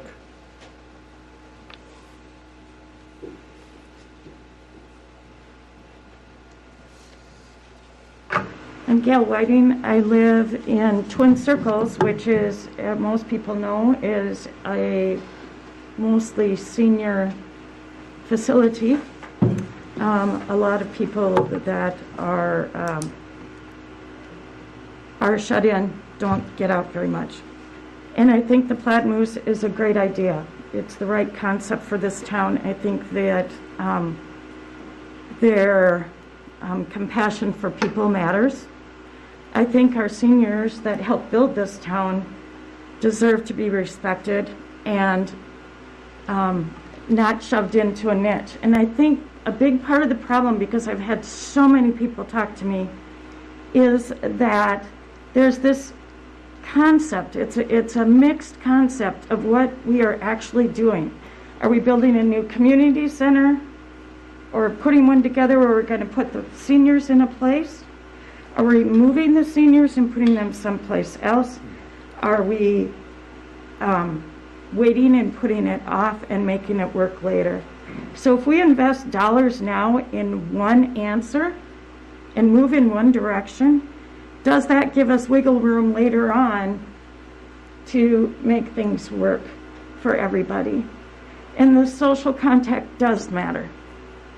It totally matters. I know people that can hardly walk or are in, or were sick in the hospital, and it is their only social time. That might not seem like much, but you end up with depression and anxiety and longer illnesses and dementia coming through quicker. Please think about maybe changing your language a little bit. Just changing your language and letting people know that they matter. and doing it in the paper, but in other places too, because not everybody gets the paper. Talk to the churches, involve the churches, involve other organizations and groups, and have them pass them information along. Because right now, it seems like we're going to sell this, and by the way, we better move the seniors, and then maybe we'll do the community center and add something on, or we'll shove them upstairs. They need to know they matter. They helped build this town. A lot of them were our teachers. We need to show them the respect back, so they don't have to have rumors and talking about things. Thanks, Bill. But plaid moose? Yes. Plaid.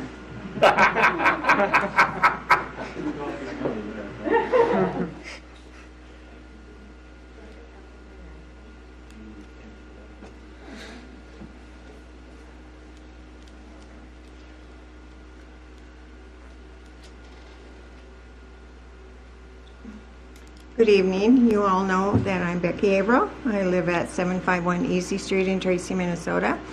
I'm just getting up here to let you know that I agree with Ken. I agree with Shirley, and I appreciate the comments that Gail just made to the community.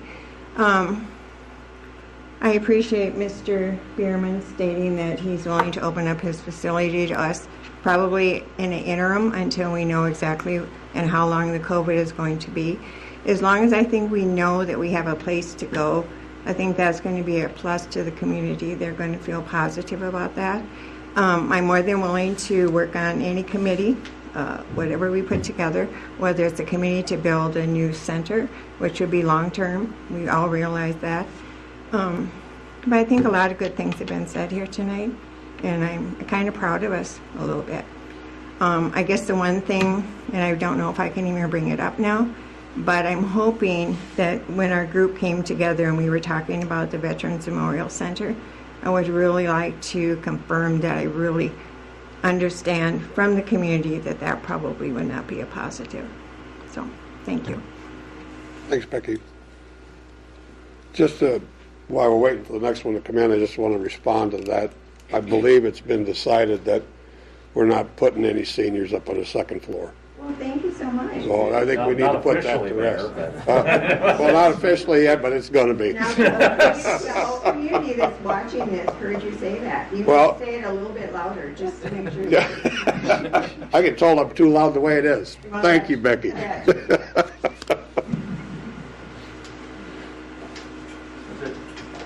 Is that it? Yep, then I got a list for when we start just having a little discussion about it. You mean when we discuss the senior center move? Yes. Okay, so we're done with this portion of it? Yes. There's no one left in the public that wants to address the sale. I do. I have a letter that Rosemary Martin asked me to read because she's not here, unless she's on the line. Shane, is she on the line? No. Okay. She's traveling, I guess, but I'll just read it real quick on her behalf. She says, I want to speak on behalf of moving forward with the sale of the building that is presently being used. It's the MPC. This move will avail the city with the opportunity to move forward with bringing businesses to downtown Tracy. This move will also move the property back into the tax rolls. The issue of finding a place for our seniors has caused a great deal of conversation, and in some cases rumors that are only that, rumors. Our ED director, city administrator, and city council have only the best of intentions for our city taxpayers as well as our seniors. We need to let them do their work and not hinder that process. With COVID-19 still a problem and the prospect that seniors will not be able to safely gather until next June or possibly later, we as a city have plenty of time to find a new location for the seniors. I understand the concern about the possibility of putting the senior center on the second floor of the VMC, but we have overlooked another great resource of our city, and that is our fire department. I can tell you from personal experience that would a fire occur on the floor, the TFD would have a basket up the side going through the window and a squad of firemen up the stairs in full turnout before you would have time to be concerned. I want to welcome our new business and put me down for a couple of gift certificates for the Plaid Moose. Respectfully, Rosemary Kruger Martin. That's all I have, Mayor. Okay. This time I'll close the public portion, the public comment portion of the hearing and refer the item to the council for discussion or action.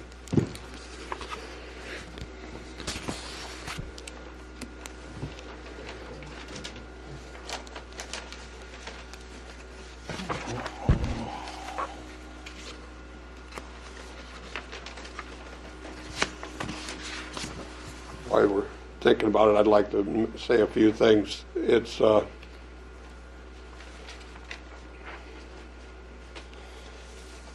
hard to stay ahead of things when rumors run rampant.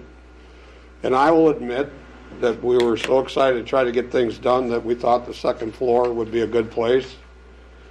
And I always admit when I'm wrong, and we were wrong about that. I was wrong about that. I thought it was a good idea. So if I have to stand there and guard the steps, it ain't going up there. So I guess I agree with that. When we first heard about an opportunity of business coming to town, I was excited about that because what they offer is what I truly enjoy eating. And I went up and seen the room upstairs and whatnot, and I thought, boy, this is nice, until I woke up one morning thinking, ooh, this isn't good. We need to keep the seniors on the ground floor. We need the new business to come to town. So I do think it's a blessing COVID's here. We have time to work this out properly, especially if they can use part of your building in the interim. I think it's going to be a win for us all. We just need to take it a step at a time and get you in town so we can all enjoy your meals, and then get something going for the seniors.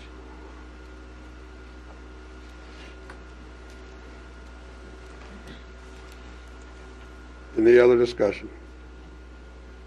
I think we all heard loud and clear at the last meeting the concerns about going upstairs and everything. And I think it slapped us all in the face that we needed to slow down, reconsider this, not to be in such a rush. And I just think we all, after that meeting, kind of just looked at each other like we needed this. And so I will say this, I hope my husband's not listening, but I think we needed that. We needed to be put in our place, and that is what we want the citizens to do to us, because we are humans up here.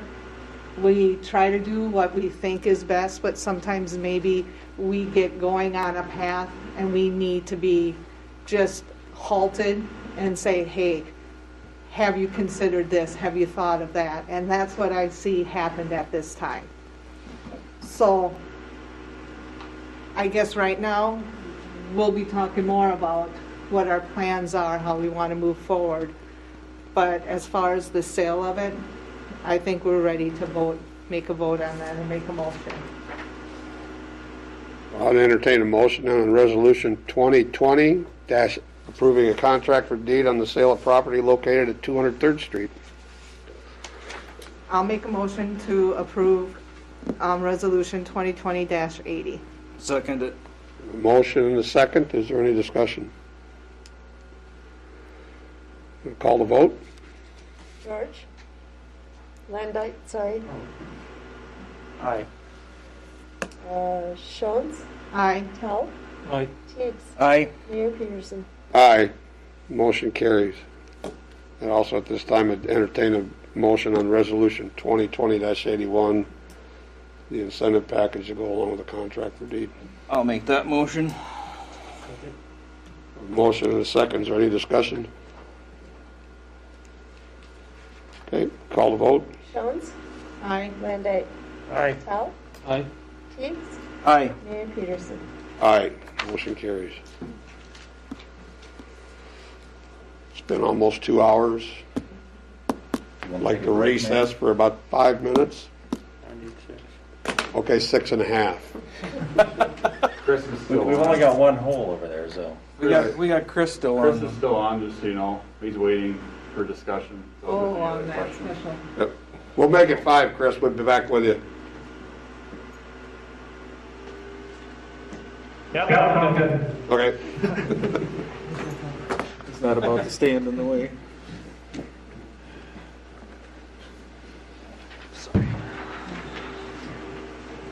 You couldn't hear very much. Thank you. But you don't want to know. We'll do everything we can to accommodate as long as we need to for you guys. So, yeah, we're always willing to work with our seniors. So. My personal record is. So if there's any questions. 8.5 maybe? I'm not counting hearings. The only thing I don't know if you ever. Longest one I remember is 5. It's consistent. I had one went to 3:30. Open session. Some of them are longer because the closed session afterwards. Well, yeah, that I believe. I have a That was the deed. question I had. Yep, so I think I remember right. I will provide that to you upon completion of the abstract or the contract review. So we'll have some time to actually at that time give you the board deed and also once your It's the owner- same issue as everybody else. I think it will be addressed. I can't. I actually just looked at the recorder's office today before coming here. He's about the fifth person that has said the same thing. So let him know that they're going to be talking There was about a right this of issue. public or reservation of public Okay. use for the building. Tonight, though. Oh, yeah. Yeah, I yeah. have a deed with some, Because you would see that in there. Correct. Right? It would So be, it would be written in the documentation. correct. specifically. And any mention about, maintenance or repair, for that to run with the land has to be approved with the So, essentially it's free and clear. That might have been a handshake. Yeah. So it's free and clear, it's when the city and the city can't take it. I don't know how you. I don't It's think just a you matter did because you probably didn't have the issue. boundary disputes or for joining. I doubt, but you guys are free to have it. But we'll give you an abstract that we I've never considered that. I don't even know. Other than that, if you have any questions, contact Eric. Yeah. Congratulations. Yeah, well, I wanted to make But sure. I don't know if that's the right number. So that Do we anybody kind of hear me say, like, hey, Yeah. 6 months, maybe 2 years, whatever it takes. You know what you could do? Nobody knows. Even if it's not every day, we can at least make it available on a regular basis. We do that all the time. That was a good point to know. I just think people need to hear that. No, not so. We're never like, we never have been like that. Obviously, we have more respect for it. I don't know what to. I don't even. It's never come up. Never considered. Absolutely. Congratulations. Hey, Matt. Yeah. Matt. Eric, do you want me to stick around? You don't have to. Okay, I didn't know if you wanted me to be here yet for the rest. If you would like to hear it, it's up to you. It might be a little while yet, though. Yeah, I'll probably head home, but yep. Thank you, sir. Thank you guys. Thank you. Appreciate it. We'll keep in touch on timing, and right now it's who knows. You know.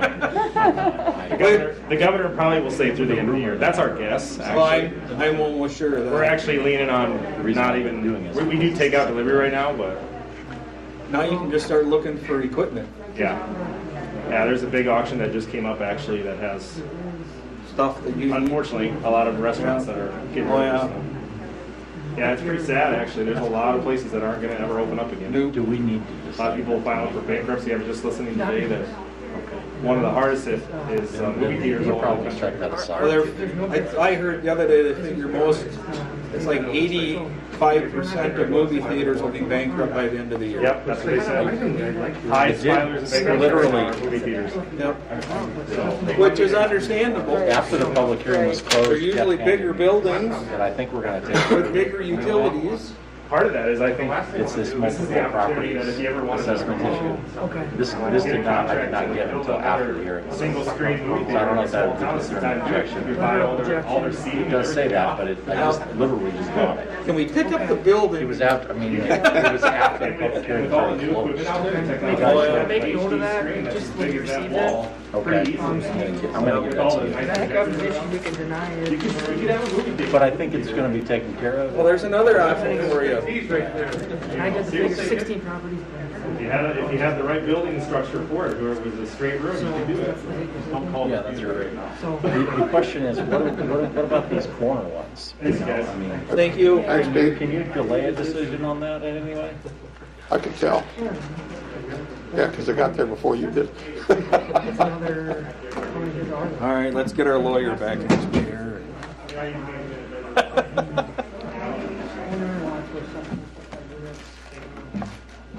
Jerry, got a text from your husband, he wasn't listening. I know you're lying because you So we get the second one 50% off. Okay. Can't fool you, huh? Shane can attest to that. Gotta wait for Jerry to get home and send it. I think we need to have this expound on that. On which ones? Well, the three. I've already Shane, said it. can you turn that to hit Jerry more than me? We said that on this I list. there was just some want to people make who don't. sure that maybe they got the customer wrong and it's actually. Yeah, I think that we can address that in a second. But only Chris will see There's her. 3 of them. He's the only one on. Oh. You don't know if the parcel number's wrong or the name's wrong. I don't know if the person was, yeah, I don't know why the customer was on this. Okay. We could probably correct it as far as the issues. There you go. Might have to. There's a problem. Okay. Recess being over, we'll pick up with the agenda. You want to let them know, Shane? Are we going to the assessment portion? We're going to go back to the discussion on the assessments, yep. The council discussion, we close the public portion unless we need to open it up for anything.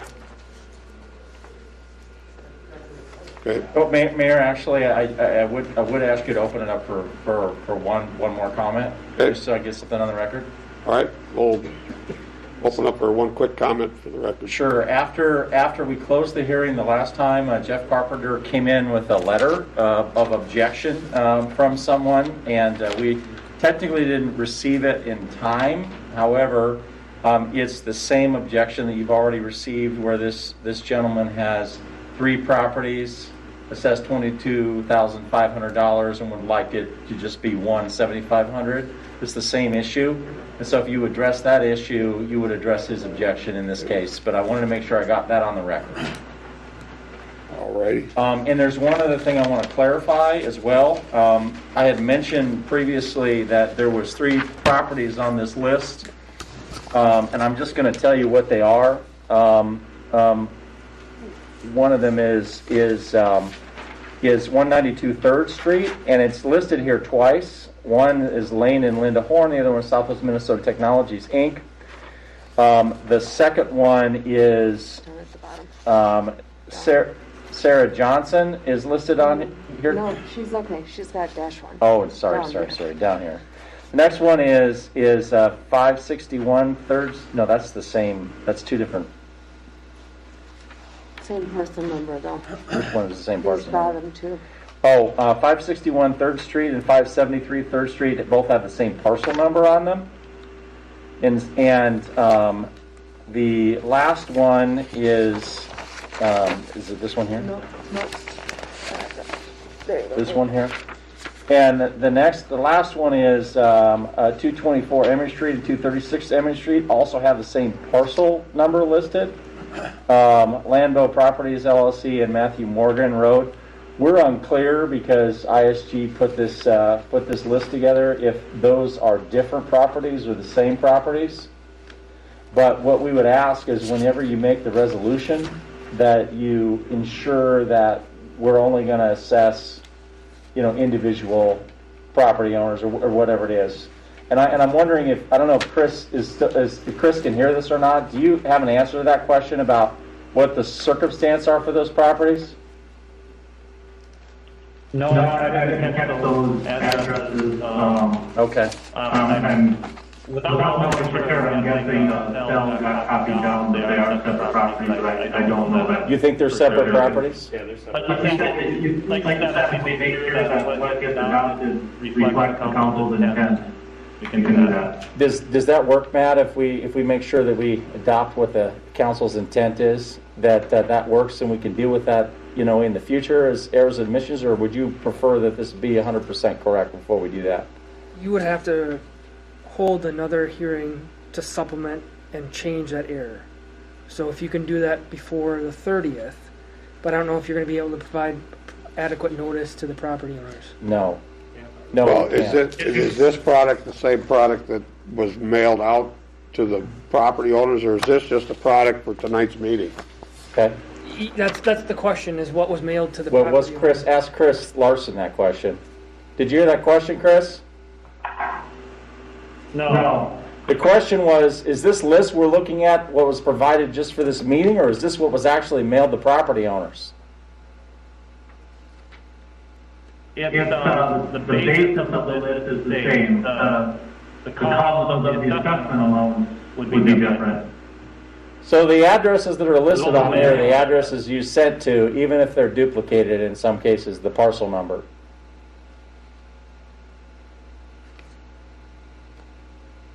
So you've got a situation, Chris, where you've got duplicate parcel numbers, but you've got different addresses. So we don't know if both those addresses belong on the list, and there's a different parcel number associated with the address, or if the parcel numbers or the addresses are, or it's just a flat out duplicate. Okay. In the meantime, Shane, are you able to email those, or we can go through the list here and try to It's too late for that. I'm gonna suggest to the council just to really make sure that we do this clearly. Maybe we ought to remove those properties from the list, and we can add that to the other issue on the Second Street properties for a future public hearing next year. We lose some time on that, but it doesn't necessarily mean we lose a special assessment. I don't know. How do you feel about that, Matt? Well, we don't have time to correct it timely to have this placed on next year's taxes. Yeah. So that creates a problem. You can't adopt it as recommended in this. So we should. Would your recommendation be that we adopt it with removing these questionable properties? Correct. And then we can deal with it next year? Correct. Okay. Well, just add a line to the resolution stating that. Yeah. I think you want to make it part of the motion. Yeah. Removing the Then we'll noted remove and parcels. attach that roll to the resolution. Right. Yeah. Yeah. We'll attach a new role to the resolution. That's all we wanted to, those are the two issues that we wanted to address that have come to our attention since we closed the public hearing. Thank you, Mayor. So the public portion is closed. Now we're back, refer back to the council for action. It's just 561, I think we need to mute him, Shane. It's muted according to this. Sorry, any questions? No. Nope. Okay. So then, So council, you have three questions on your agenda. One is, do you want to remove you want to combine the properties that have the $7,500 assessments on the adjacent properties? What do you want to do about the corner properties? And then, thirdly, our suggestion that we remove these properties, and we have to do a supplemental hearing then next year, to address that issue.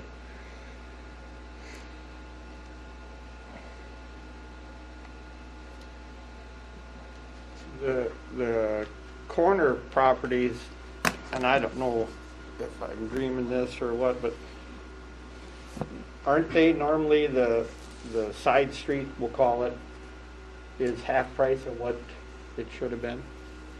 I don't know. I was somebody at one time that was the case. Somebody told me, and correct me if I'm wrong, Chris. We're asking you. I've got a question for you, Chris, and I'm going to follow up because I think that I know what you're asking. When you did your, frontage analysis, did you count a corner as 1.5?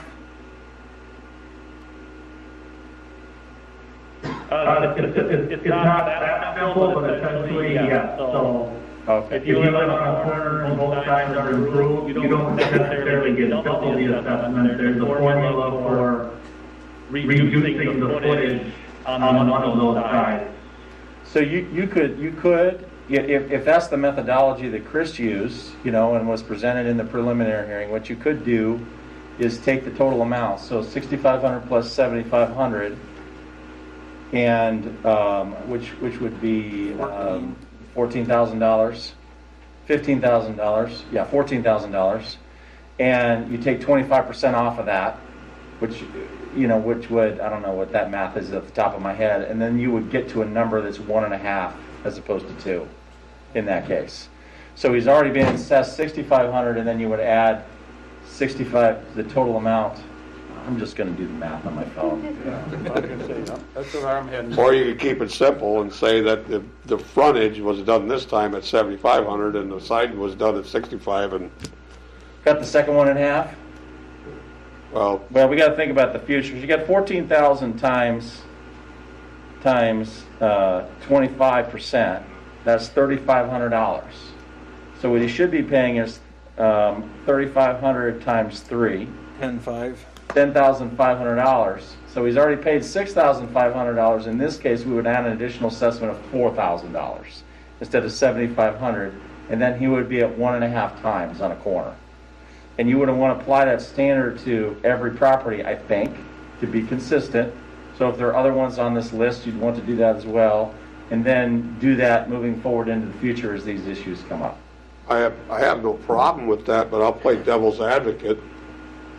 I could see the logic in that if both sides were being worked at the same time. Right. And I could see it if they were both done within 1 year of each other. But when you've got the amount of time, 6 years apart, how are you going to keep track of that and make it a policy? I don't know how you keep track of it, but for the sake of the homeowner, you need to. Can I comment in? Yep. So we do have obviously other corner lots that are entirely within this project. And they, if you're going with the cap route, they would be capped at 7,500. No matter what. So it's not like it's 7,500 per side of a lot, it's 7,500 per lot, the way it's put together now. Yep. If you look at it from that logic, you basically should say he's already been assessed once, and you should eliminate the assessment, because it's a good point, because if your lot is within an entire project area, you're going to get 1 assessment. If your lot is in 2 project areas, you're going to get 2 assessments. And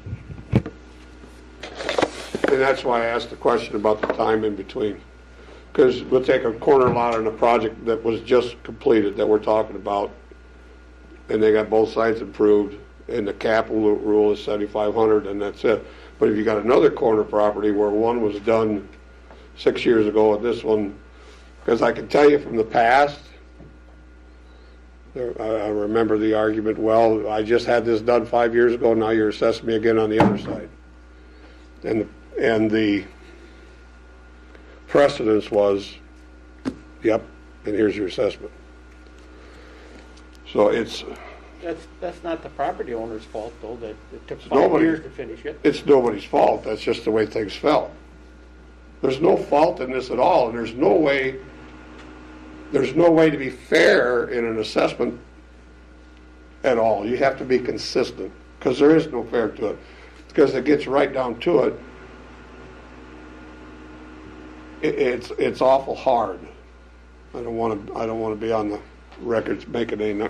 It's awful hard. We're doing the best we can with what we have to make it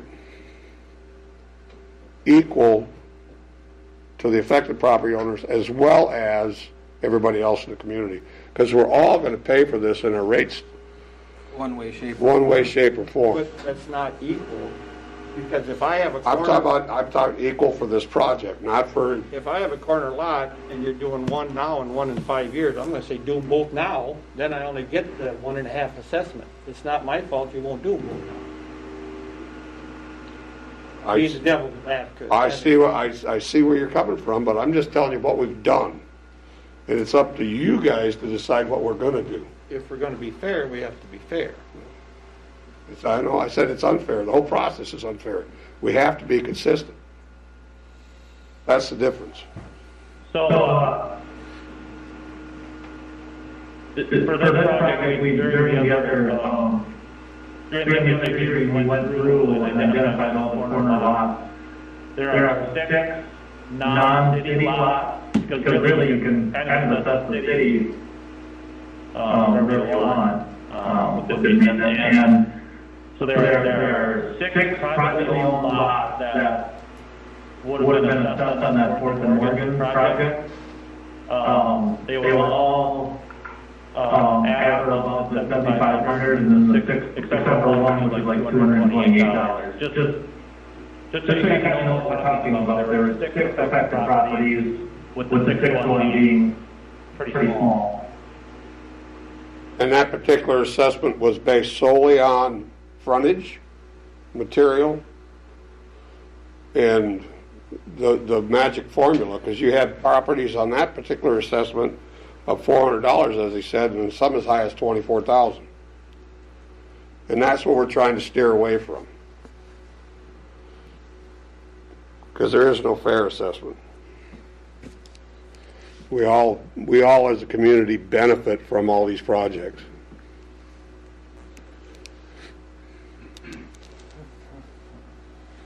Okay, so his first property was done on like phase 1? Nope, had nothing to do with this It phase had portion. nothing to do with this. Okay. That particular project came about because the county was going to go down 4th Street, and we had a lot of underground work to do on 4th Street. So we decided to party up with the county and get it done, and then it was brought to the attention of the Public Works recommendation and the engineer firm that if we're going to do this and tear up a downtown area, let's do it all. And so we did Morgan from 2nd to 5th. And we hadn't even got the PER done on the projects we're discussing now when that one went through. And the assessments were all over the board. We drove a family out of town. You got a house sitting here on Morgan Street that they packed up and left, and they're on the list tonight on the assessment for getting their grass cut. They won't come back. And we as taxpayers are going to sit there and get it back on taxes, and then we're going to tear it down, and because a $14,000 assessment on a $6,000 house is not good math. And if you lose one family that way, that's too many. So the discussion has been since then, between the ponds and the first portion, phase 1, is we have to come up with a policy that we cover the 20% that's required by law to assess back for bonds, and yet keep it across the board the same for everybody in that affected area, and keep it low. I personally advocated for a different number than we've got, but this number fits. And this is what we have to deal with. So it's, like Eric said, we need to come up with the 3 options. And my opinion is my opinion, because of the different separation in it and the other corner lots that are affected. I think he should pay the $7,500 because of the improvements to the front of his building. That's my personal opinion, but it's up to you guys to decide. You make the motions.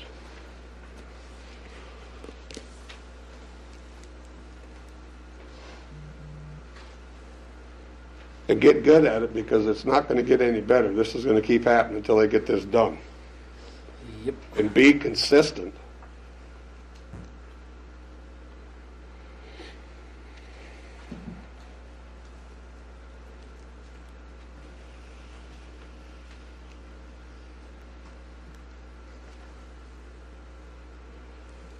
So, Chris, you're saying other corner lot people are going to be capped at the 7,500, and that's going to be, we can make that consistent through all these phases. That it doesn't matter if it's a corner lot, if it's done in the same project, it's capped. Don't say 7,500 because that could change. Okay, but at a certain dollar amount. Right now, I'm not making a motion by any means. No. I'm just trying to for each phase, when you get ready to get to this point in that phase, you'll have to, at the preliminary hearing, you'll have to come up with a number. Yep. And you can always go down, you can't go up. To address Jerry's question, I think is, within a project, the cap would be applied to, or if it's not a cap system, even assessment, the way it's put together now, would be applied to every property regardless of the size, or whether it's on the corner or not. And then, with the possible exception of those lots that, multiple lots that have one function, where it would just be applied to either one of them, or evenly split amongst the two or three, whatever you decide there. Otherwise, right, the corner lot would be 7,500, same as the interior lot. Do you have a formula for those that say have a smaller lot? Or is it just, you got a lot and that's $7,500? It's that formula that made the disparity between the 24,000 and the 3,000. It's not our formula, but it's the formula the city has been using for lot sizes and lot locations, be it corner or interior. Like there is a formula, yeah. Okay, my map is black and white, so forgive me, Chris, okay? As we look at how we've mapped out these different phases, are we going to run into this often, that there's a corner lot that part of it's done in one phase and the other side of their lot is done in another phase? Oh, I imagine. Yeah. Hard not to. And that's why I gave you the question as to how much, if you're going to get, next year they're going to do X, there's 6 corner lots in X, and the following year you're going to do Y, and then same 6 corners are going to get it, which is not possible, but Yeah. so if you pick a time limit between projects, you could do that.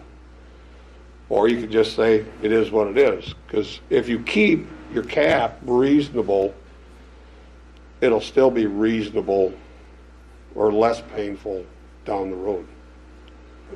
How many years is this phasing going out? Is it till 2023? Or 28?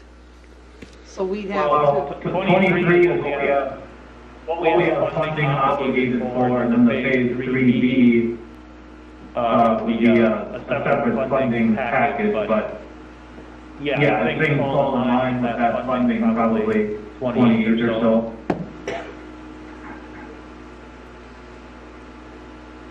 It's going to be a nightmare trying to keep track of that stuff. Well, that's why I wish I kind of had a better visual with my colors. But that, Because if we knew this part was going to be done in 5 years and then we pop over here, we're not going to have Right. overlap.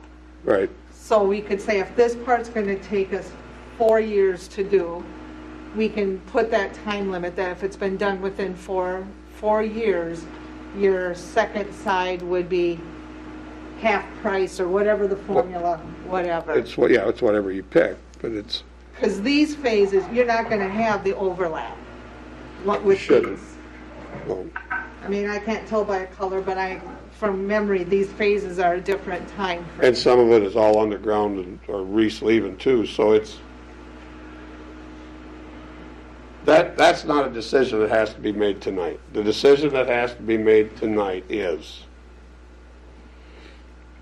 option 1, option 2, Corner lot. are your corner lots. And that's basically it. Yeah, but what's the difference? So is it,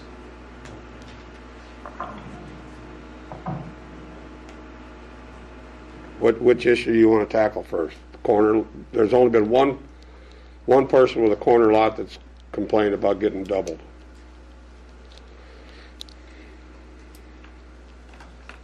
And I think if we're going to be consistent, we just have to leave it as is for consistency's sake.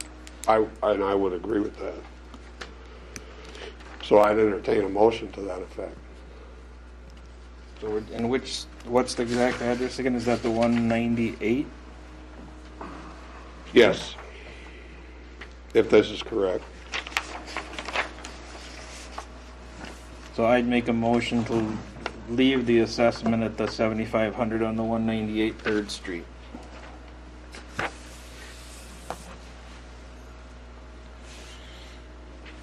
So that would be just one. $1,750 fee. We have a motion. Is there a second? Wait a second, is that one of that was that omitted? Well, where do you go with these? Is that one of the properties that was omitted? Yeah, it is. Yep. It's that one property.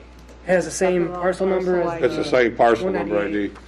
But you could still decide a corner lot policy tonight. My suggestion would be this, rather than doing it little pieces at a time, I would start with the big piece, and then, make the motion that includes, what you want to do, with corner parcels and what you want to do with the lots, and make it all at once. And then people can potentially amend the motion if they wanted to change it, rather than doing it one piece at a time, because that's going to get confusing. Okay. So the big part is option 1, option 2. So Dave's motion died for lack of second, for the record. Got it. And the parcels that have been incorrectly noticed. Yeah, and we would ask that you also make a motion including that parcels that were incorrectly noticed are taken off the list, as well as potentially parcels that look like they may have been duplicated in some way are taken off the list as well. And identify which parcels there are to be removed. It's hard to identify the parcels is because some of them have different addresses, some of them have the same parcel numbers, but we've got them identified on the list. Those couple that are duplicated, we have gone through and identified which was right and which was incorrect, if that's helpful at the time. Yes, that is helpful, Chris.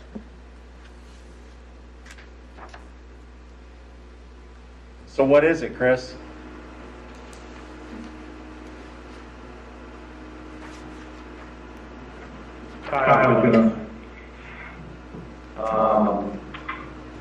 Properties parcel 192 and 198 3rd Street are shown on the list of the duplicate PID. Yep. 198 3rd Street is the correct parcel ID number on the list. Which one is wrong? Top of the second page. So Yeah, those are the right ones. the 192 is wrong. Correct. 192 should be 8-0 instead of 79-0, but the And we know that this was noticed incorrectly, so we cannot. We don't have the adequate time to send out notice to correct it. I guess I'm unclear, because even if we modify the parcel number, Kyle, how do we know that we sent them a notice that was correct? How do we know that we sent them a notice that had the correct parcel number on it?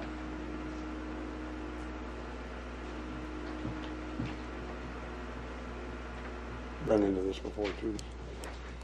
I honestly, 198 for example. yeah, how do we know that we sent them a letter to the right address with the correct parcel number on it? Because of the same parcel that we're looking at. So the parcel number got duplicated on 3 or 4 pairs of properties. So we've gone and looked those up, and one in each of those pairs is the wrong one, one was the right one. And that's what we're identifying.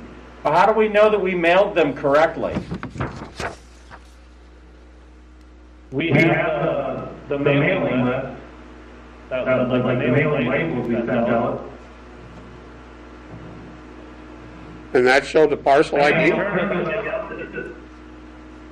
What's that? And your mailing labels had the parcel ID? No, it's just the mailing address. Just the name and address. Of the owner, so they'll come mailing label, and then they get the assessment roll that has the property address, the parcel ID, and the assessment. Yeah, and that's my question, Chris, because if you're giving them the parcel ID, what if you sent it to the right address but didn't put the right parcel ID on the information that they got?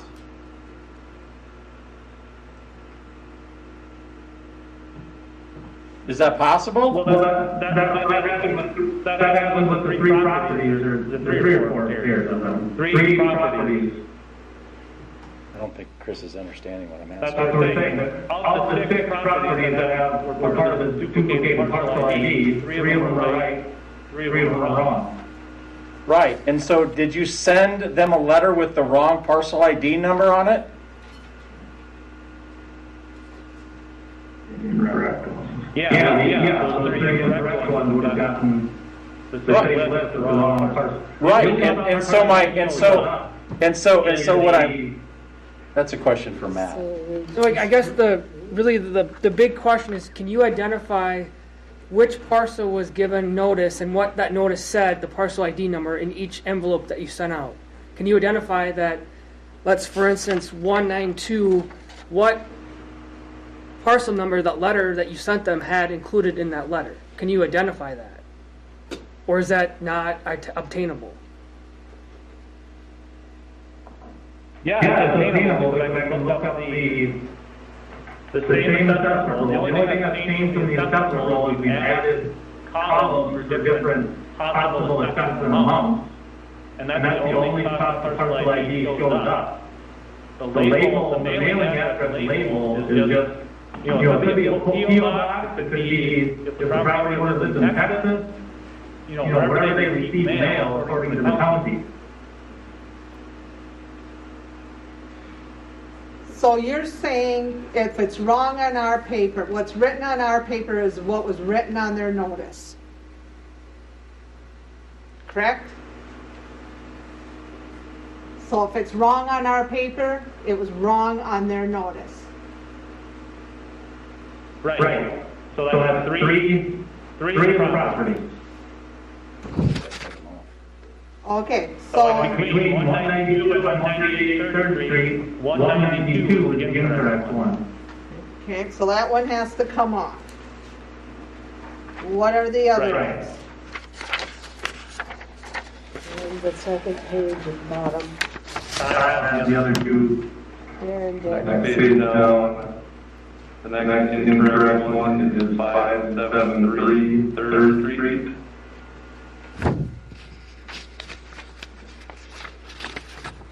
what should it be?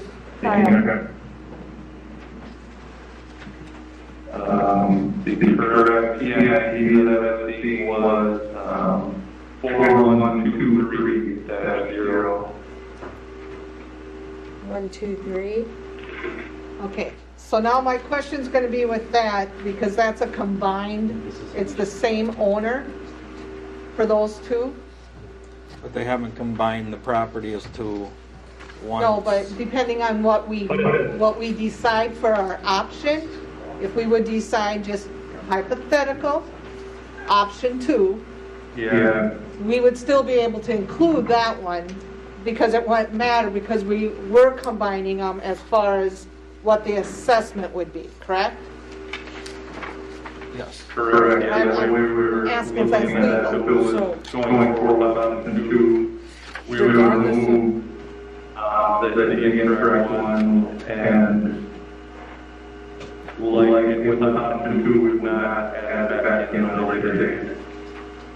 I would advise you, regardless of whether they have multiple properties under joint ownership, that first you admit the incorrect properties, and that will resolve some of the issues with whether you go with option 2 on one of those properties. But because they were incorrectly noticed, that removes that issue.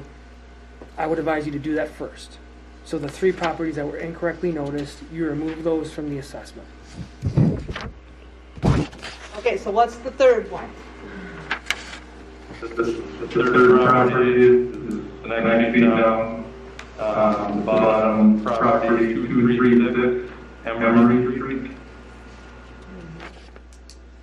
Okay.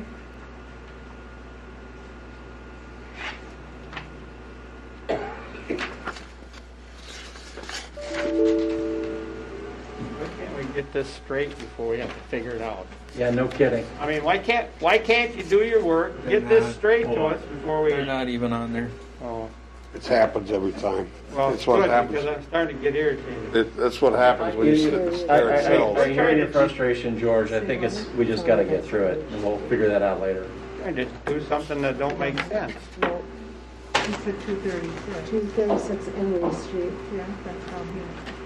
And then my question on Main Street here, I got The 198. Southwest You're looking at Technologies, yeah. That's got it. Is that assessment different because there's sidewalks bigger? No. No? It would have been if they did the whole drawn out formula. It would have been a lot higher than 75. Size list. So that's why I advocate to leave it alone.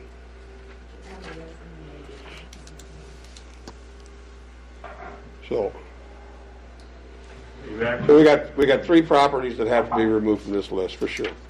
All right. So let's do the last one, Yeah. see which one's wrong. So on that last one, which one is wrong?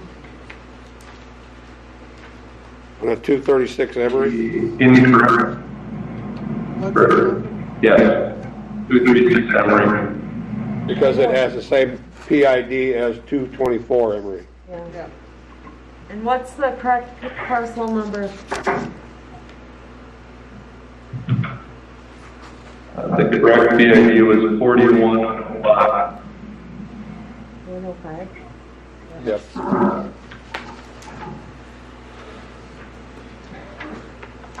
Okay. So, So we can just make a motion to remove those 3 parcels. Correct. I'll make that motion. Let's get that cleaned up. okay. I have a motion and a second to remove 3 incorrect parcel IDs from the assessment roll. Is there any discussion?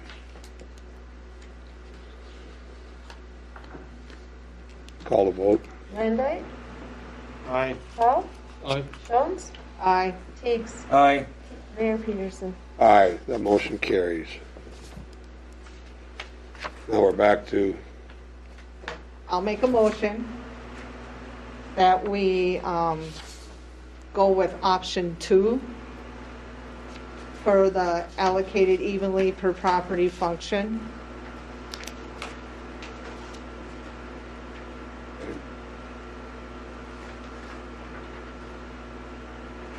the motion. Is there a second? I'll second that. We have a motion and a second to adopt option 2. Is there any discussion? Call the vote. Teagues? Aye. Paul? Aye. Jones? Aye. Landau? Aye. Mayor Peterson? Aye, the motion carries. So then in order to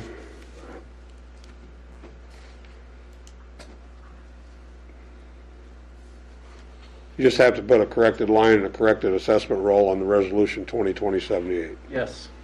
Now we're looking for a motion to approve resolution 2020-78 with the corrected information. Okay, before that, now, have we addressed the corner lots? You did when you said option 2, but you didn't do it specifically. Oh, I guess I was going that we were going to split it, that the cap was, I didn't realize that the corner lots, I thought was a third thing we had to address. Isn't that what you said? Or did I misunderstand that? For policy purposes going forward, you probably want to address that. So we can't do nothing about this right You now? can if you want, but then you'll need to identify those corner lots and modify as amended.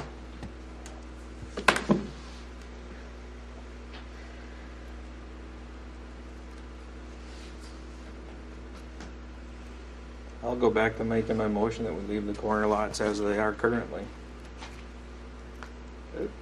So you just leave the motions as is. Leave the And leave motion it as as is. is.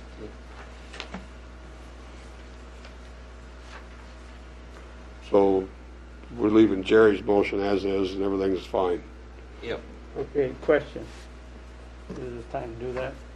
What about these people that got 3 properties? They can get assessed 3 times? No, No, we that's did option option 2. Those numbers change as they go down the line, Okay, so it all comes out the same. all right. So now, if we're all on the same sheet of music again, I'm looking for a motion for Resolution 2020-78 to approve the special assessment roll as amended and corrected. Make that motion. A motion and a second to approve the resolution. Is there any further discussion? Call the vote. Tiggs? Aye. Powell? Aye. Jones? Aye. Van Dyke? Aye. And Mayor Pearson. Aye. Motion carries. Okay, now we're into 2020-78. The one I tried to get in earlier was in the wrong spot. Oh, and Me? 79, yeah. for Hollywood Bowl. 79. We did 78. 78 is, That was added to the assessment roll. I'd make a motion that we approve Resolution 2020-79, approving the special assessment and adding it on to his taxes, essentially what it was for the 15 years.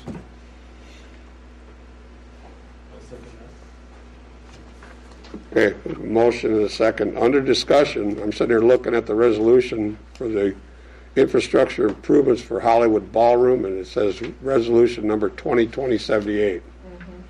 that's what I was just going to. Well, it's 2020-79. So did you That's what it's amend your supposed to be. motion to the correct number this Monday? The 79? Yes. That's what I said. It Okay, is 79. Yeah. all right. Any other discussion? Call the vote. Tiggs? Aye. Powell? Aye. Jones? Aye. Van Dyke? Aye. Mayor Peterson. All right, motion carries. Is there any mayor council communication?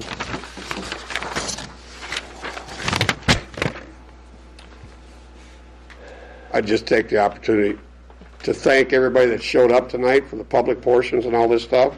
And I'm not ending the meeting. Under mayor council communications, I would urge everybody, if you have an issue, please come down, step up to the podium. It doesn't bite. The microphone won't shock you. Come down and state what it is. Nobody's going to put you down or beat you up. So new business. Resolution 2020-82. Eric, you want to? I have just a quick presentation on the, are we ready to switch over to the new computer? I switched over, but my email's on this one.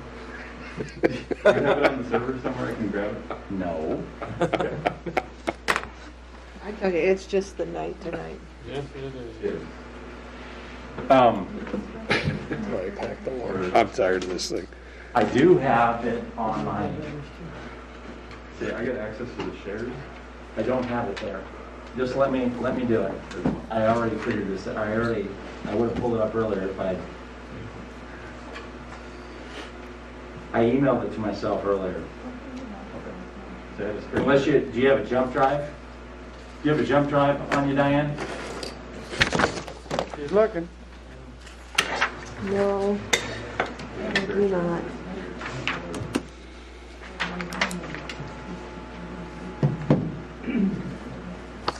I can go to the office and grab one though. Is that upstairs?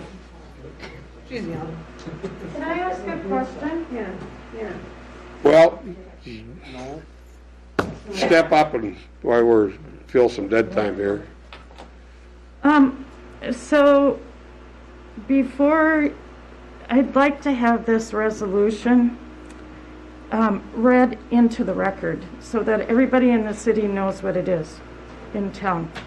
What resolution are you talking about? You're talking about 82. Yeah, well, it'll be read when we get there. It'll be read when we get there, yeah. So you read the whole thing out loud, That's what and he's then gonna you vote do. on it? He's gonna expound on it when he gets his program set up here. Right. Yes, But he'll it'll be explain it read all. in its entirety. He'll explain it all. He's not gonna read the resolution itself word for word. He's gonna explain it all in plain language. And if we want to ask for clarification, can we do that? Is there a time for that? We'll see. No promises.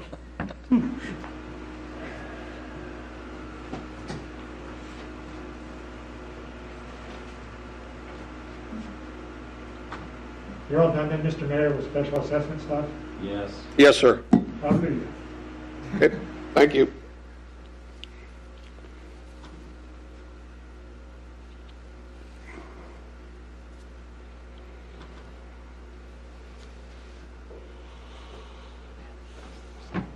You still have more out there, And Jeff? we'll see if you can find a jump drive. I bet it's faster than this internet.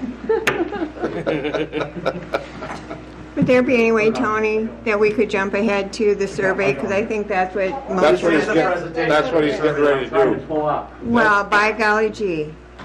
That's Somebody what- has to know something without pulling up a Get it piece off of of there, paper. put it on there. That's good.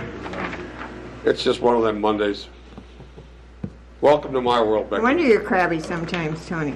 I do that to make people wonder what I'm up to. Then I Yeah. smile and wave at them. Yeah. I didn't know that was 20.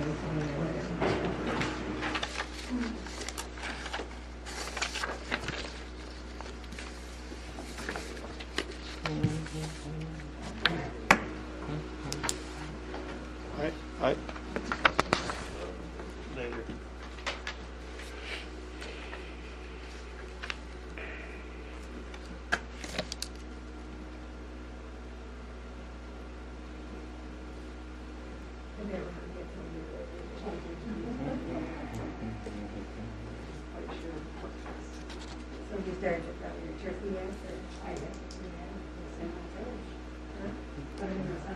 Oh, you did? Okay, no big deal. jump drive going there, boy. It's jumping. I don't, years ago, I mean, it was not normal if we didn't get it. Sometimes I hate Most times.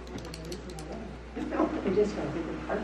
You get so used to it working right, and when it doesn't, then you just get thoroughly frustrated. Yeah, it's thoroughly frustrating. I apologize. Well, it's Shane's Life fault. It's happens. Shane's fault, not yours. Life happens. We don't have the most ideal technology in this room. Then I think it's Um, Adam's fault. I think we can make it better. I really do, because what we need is a dedicated computer in this room that we can use for, things like this. And we don't. We keep kind of using a whole bunch of other stuff. And so we just got some new computers because of the COVID money for remote work, and I think we can make that happen so this can be better next time. Beautiful.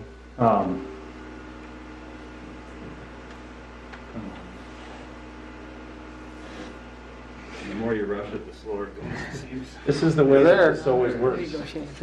Bingo. All right, so Shane, you're just going to push down for me rather than me having to worry about the clicker, okay? So what we did, I'm sorry, my voice got a little bit edgy all of a sudden. I think I'm feeling the same thing that everybody else in this room is feeling, which is it's a long meeting, and we've been waiting a long time, and it's too hot in here. So thank you for your patience. I appreciate it. So I think that the staff, we met with a number of citizens, and of course we talked to the city council, and I think that the mayor said it well earlier tonight when he said, you know what, sometimes we may rush to something, and that's maybe not the right choice. We're public servants, and we're here to serve the people, and we respond accordingly. And so we wanted to make sure that we got public opinion about this issue.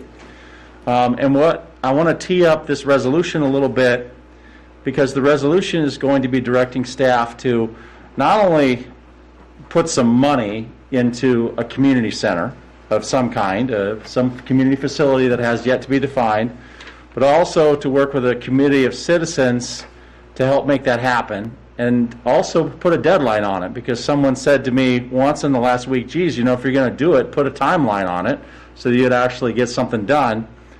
And that's what we're going to be seeing in that resolution a little bit earlier. But I wanted to make sure that we presented the results from the citizen survey, because I know that people have been anxiously awaiting that. And I will also, most likely tomorrow, put up a full kind of information about the survey online so people can access it there. So it doesn't just have to be on this presentation as well. Because it's really interesting, because what's not in this presentation is about 130 or 40 comments that people made individually, as well as a few letters that individuals sent, and I think that's important for those things to be part of the public record too. So we received 228 responses as of the end of Friday. We conducted a 4-question survey between the 10th and the 20th.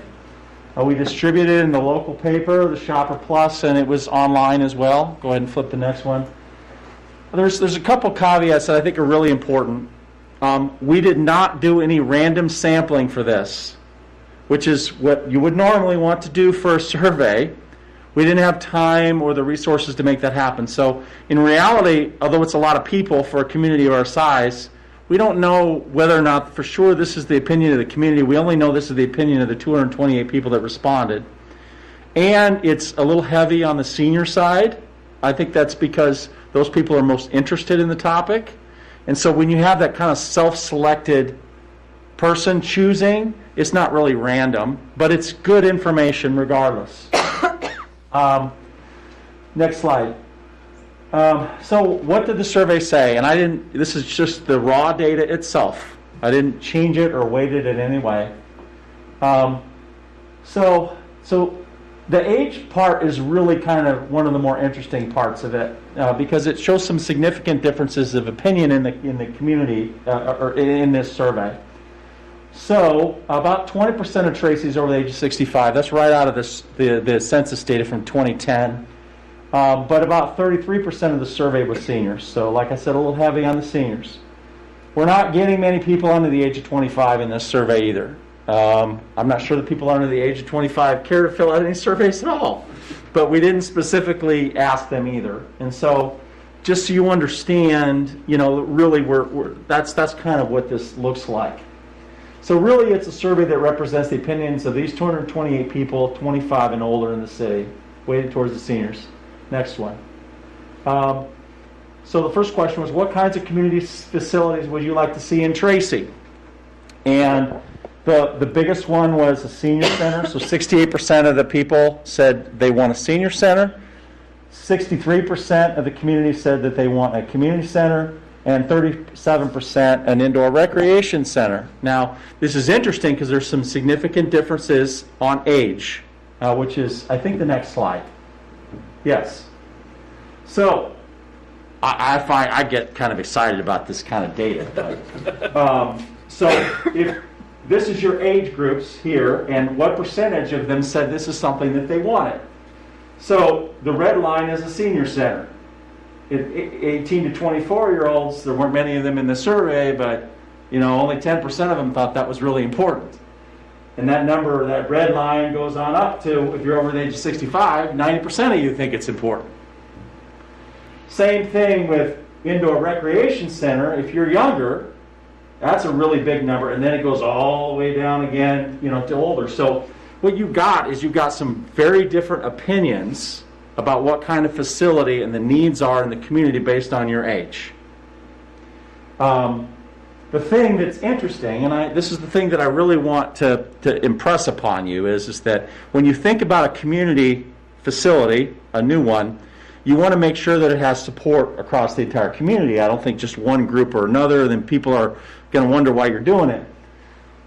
This concept of a community center, whatever that means to people, has generally 50% support or more amongst all age groups. So if you're thinking about a community facility, it makes sense to, at least think about it in that context, because you're going to have support across a larger number of people. The next one. So then the next question was about what activities would you interested in a city? The top category was a place to socialize with friends and family. And then there was a couple things that were pretty similar. Place for games and meals and meetings for community events all were over 60%. And then you kind of had education classes and space for nonprofits at about 50%. Next slide. And so, but there are some differences again in terms of ages, right? Having nonprofits like Lutheran Social Services, meals, games, and socializing is strongly preferred by seniors. I personally think that the reason why it shows up that way in the survey is because so many people who responded to the survey were people who are using the community or using the senior center now and wanted to make sure that they kept doing what it is that they're doing. So we need to really probably hone in more on that a little bit. But under 65 ages, they preferred some different kinds of things. They preferred, arts and crafts at a much higher number. They preferred education at a much higher number. Community events at a higher number. Exercise at a little bit higher number. That probably goes along with the indoor recreational center concept. So again, I get to the question of, okay, well, if you're going to build something for the entire community, you want things that a large group of people would support. So these are the things that 50% or more of the people in the survey in all age groups thought was a good idea. And those are socializing, games, meals, community meetings. All of those items got 50% or more across all age groups. So you figure those are the things that if you're going to build something, you got to at least do that kind of stuff, So was there another slide after this, or is that the last one, Shane? Oh, yes, question 3. So question 3, and this is kind of interesting. You've probably seen this, maybe if you use Facebook, you've seen this kind of thing before, but basically what it does is it took the 140 respondents that had comments, and they found the words that they were used the most frequently in those comments, and those are the biggest ones in this graphic. So building, need, senior center, seniors, center, VMC, community center, community. Those are the biggest words that were most often used in the comments by people. And we'll put all of the comments, which the city council has in front of them, but we'll put all the comments also up on the website so that people can see. Is there one more after this, or is that the last one? Conclusion. Oh, conclusions. I would say, first of all, there's a significant amount of community interest in this issue.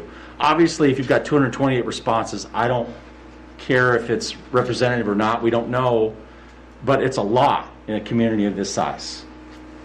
There are significant age-related differences, and so if you want to build something, bring people together of all different age groups to make that happen.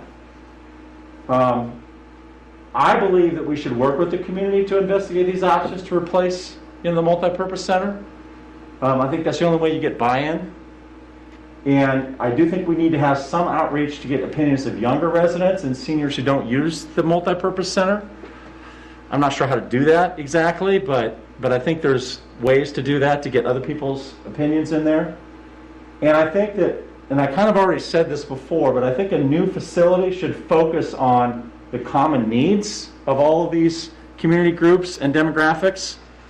When you have those commonalities, that's where I think you want to focus on the facility and what you want to do in it. And so overall, I thought it was really interesting. With that, I'll answer any questions on this topic, and then I'll set up the resolution that's in front of you as well. So, are there any questions on the survey itself?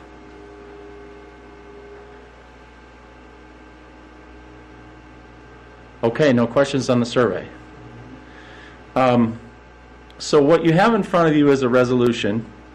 The resolution has several parts. First of all, it's basically, telling us to put together a citizen group to start to investigate what a facility would be. So bring some options back to City Council to consider in the new year. Two, we've had some cost savings this year in the budget because we didn't open the pool and we haven't had the multi-purpose center open. And I've been kind of tight about what we can spend. Just ask Shane. I told him he couldn't buy a bunch of equipment that he wanted to buy this year, for example. But and so what it means is we've got roughly about $500,000 that will probably be under budget this year in terms of what we would call fund balance that we could roll into a project. I'm not suggesting you put all that money into a project, but we can definitely put the money in that we're selling the multi-purpose center from. That makes sense to me. That's about $44,000 net. Plus, I'm suggesting, and it could be other amounts, but I'm suggesting another $100,000 on top of that. So what this resolution does, secondly, is essentially reserve $144,000 for a new facility, whatever it is, whether it's a remodel, an addition, or a new building. I don't think we know that yet. And then third of all, it says that when you work with the community group, come back to the City Council in the second meeting in February with a proposal. Evaluate the options that you have given us, the costs and the benefits, and then the City Council can have a discussion about what they prefer. Now, there's been a lot of discussion about community fundraising. Shouldn't the community, chip into this? And I think it would be a great partnership to have the city do some money and maybe the community have some money and put into it. I think that if you're going to do that, if you're going to do a fundraising capital campaign like that, you have to have something to show them. And I think that that's the purpose of doing this is let's put a little bit of city resources in it in collaboration with the community, and then we can put those options in front of City Council. City Council says, okay, this is what we want to do. Maybe you go back to the community and ask their opinion about it as well before you make a decision, but you have the options on a table. Eventually you come to a conclusion, this is what we want to do, and then you go to the community and ask them for money if you want to do the private fundraising portion of it.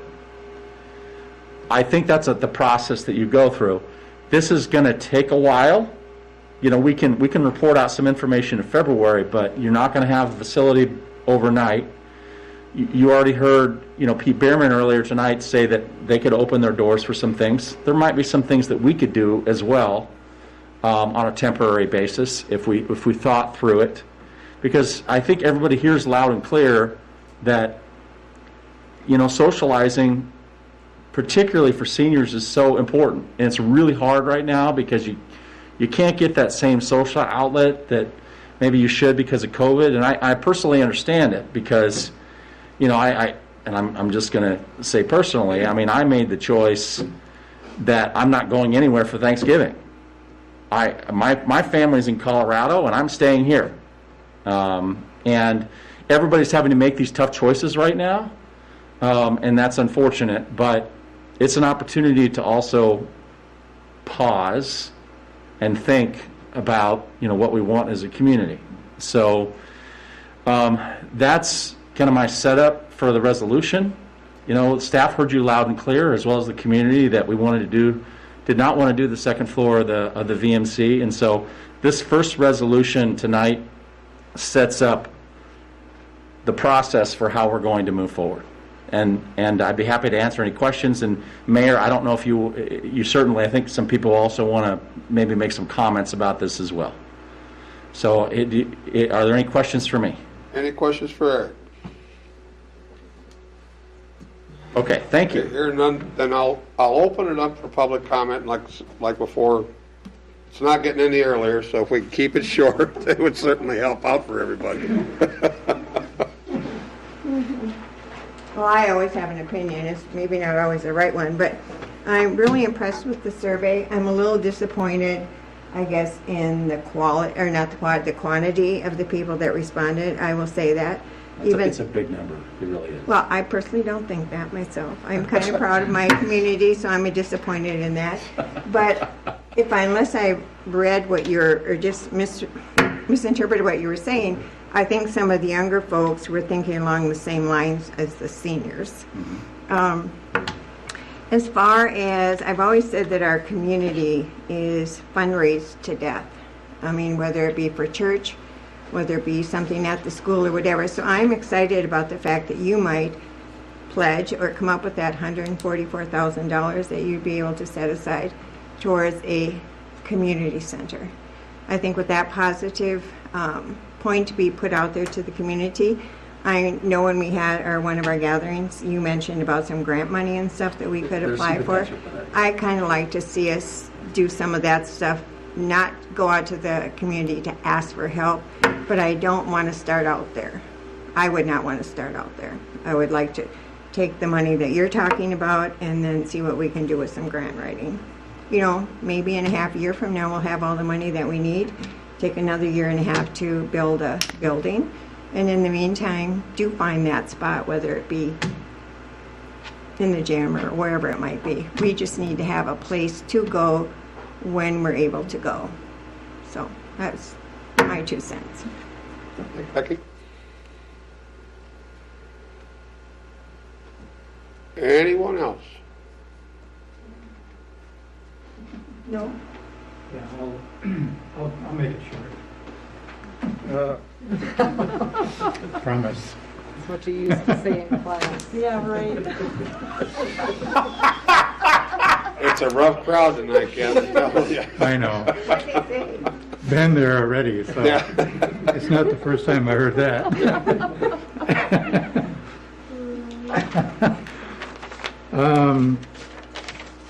Yeah, there's some good data there.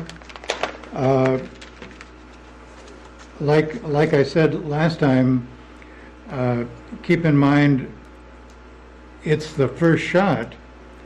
It's the first attempt to find out what the community thinks. People tend to answer in surveys what they're used to doing.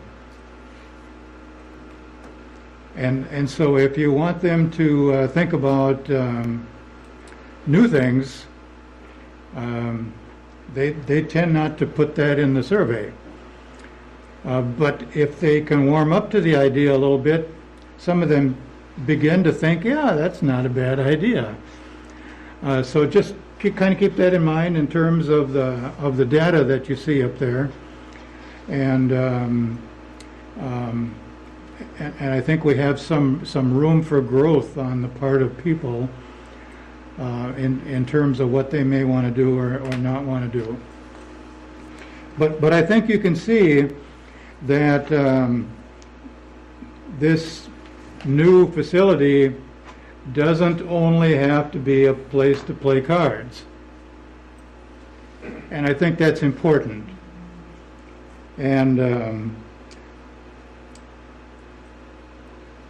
I think if we do a community center, a new building community center, that's kind of where I'm coming from, at this point anyway. And I know that might be more costly than some of the other choices, but I just think that if we include more of these other activities and events and things that, like I said, people could warm up to, what's going to happen is we're going to improve the people traffic in downtown Tracy. And I think that's what promoting Tracy is all about, because that's going to help out all the other stores as well. And unless we have some magic formula for getting more people into downtown Tracy, you know, what really are the choices? What really are the options for bringing them in? And we have some good things going, but I think this could really add to the vitalization of downtown Tracy. And I guess I'd just like to keep on working toward that objective.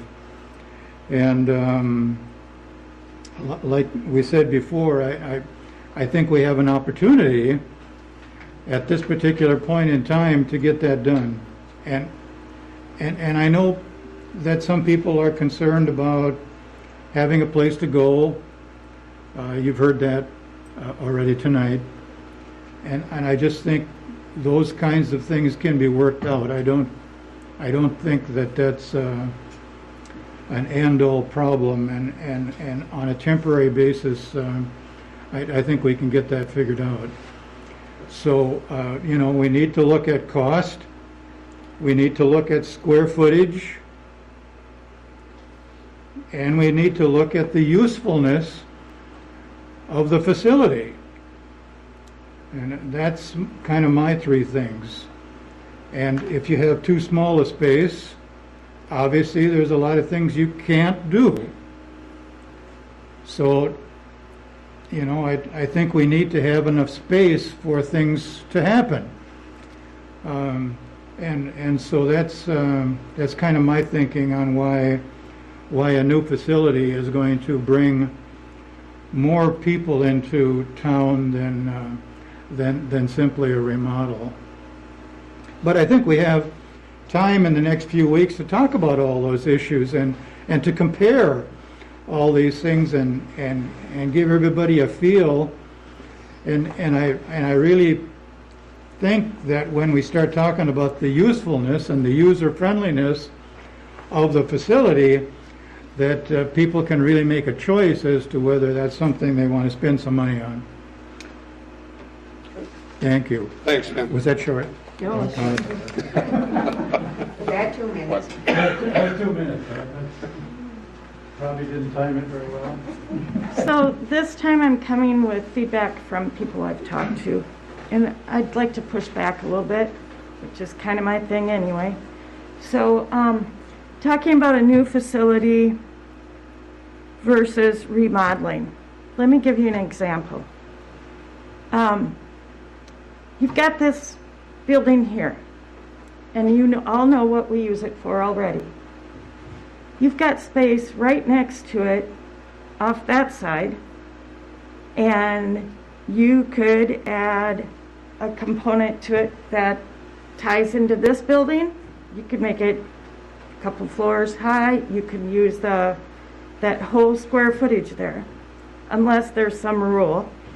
You've got the open space in front here. So to say that you're going to do a new facility, from people that I know in this town have talked to me, is they don't have money to give to this stuff.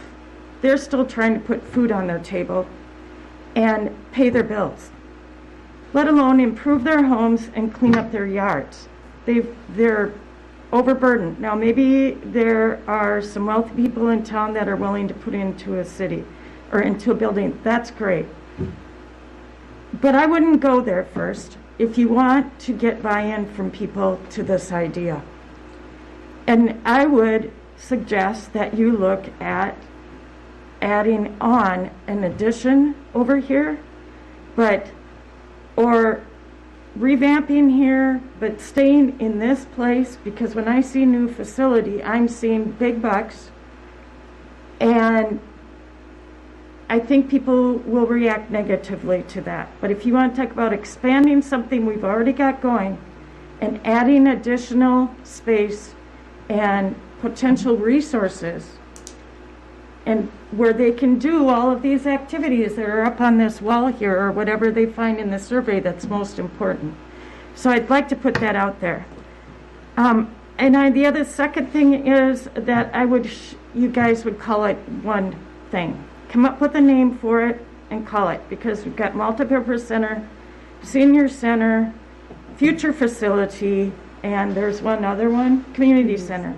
The reason I'm saying that is you should come up with some branding for it so that people are not thinking this is replacing the senior center, or this is in place of everything that's already going on in this building.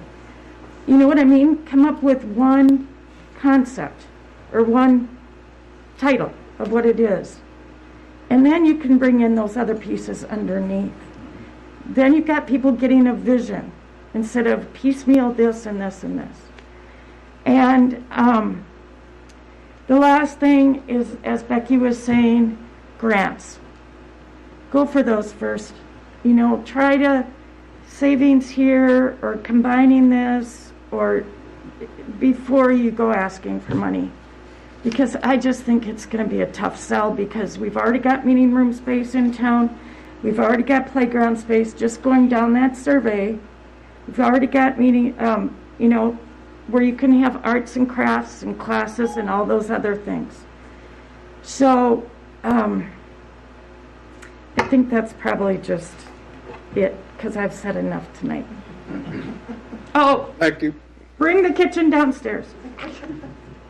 Or get rid of it up there. Use it for storage space. Audrey? No, I wasn't going to, but she kind of tapped on the area I was going to address, Oh. which is the kitchen downstairs. I just, if we are fortunate enough to get, whether we renovate an existing facility or build a new facility, my hope would be is that that includes the kitchen. The idea of trying to put a kitchen upstairs when we could use that same equipment in the renovation or the new facility, it just makes more sense to me. That's all I had. Okay, appreciate that. Anyone else? Jeff still out there? I think he went home. He got tired. I think they locked him in the closet.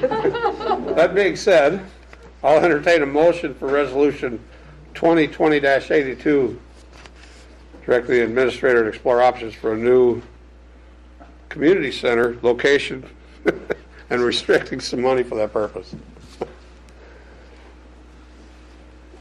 I'll make that motion because I feel like that is the next logical step is we have to get the different options out there. I want people to understand because people that have talked to me thought we were still going in one direction. The direction we're going in right now is to find out what different options there are and what the cost is going to be for those options. Because people are all over the place, and I think we're going to have to rely very heavily on PAIR with our local newspaper to get people understanding what are the facts, what we're working on, so that it's not hypotheticals. So, just right. There's pressure. It's a long motion. Did I have a second? Yeah, it is. I guess I did my discussion with the motion. Did you get all that? The motion is to approve resolution 2020-82. Do I have a second? I'll second it. A motion and a second. Is there any discussion besides Jerry? Yes, I discussed. Hearing none, call the vote. Tell? Aye. Landau? Aye. Jones? Aye. Tiggs? Aye. Mayor Peterson? Aye, motion carries. Next item on the agenda is resolution 2020-83, accepting a grant and loan from Lyon County and amending the budget to put a wheelchair lift into BMC. Mayor and Council, this is a little bit of a legacy, when we were looking at, the second floor at the VMC as a possible location for a center. We were kind of instructed to go see if we can go find some money for it, which we did. Now, you might be tempted to say, well, we don't need that money right now because we're not going to put the senior center on the second floor. But I think it'd be a mistake to give back that money. A couple of reasons. Number one, because it's a needed thing we need anyway, because we don't have handicap accessibility on the second floor, and we can't use that second floor for anything. And some of the possibilities that we're going to look at for a new community center are going to include potentially relocating some space that we have now on the second floor, which we might need to have. Two,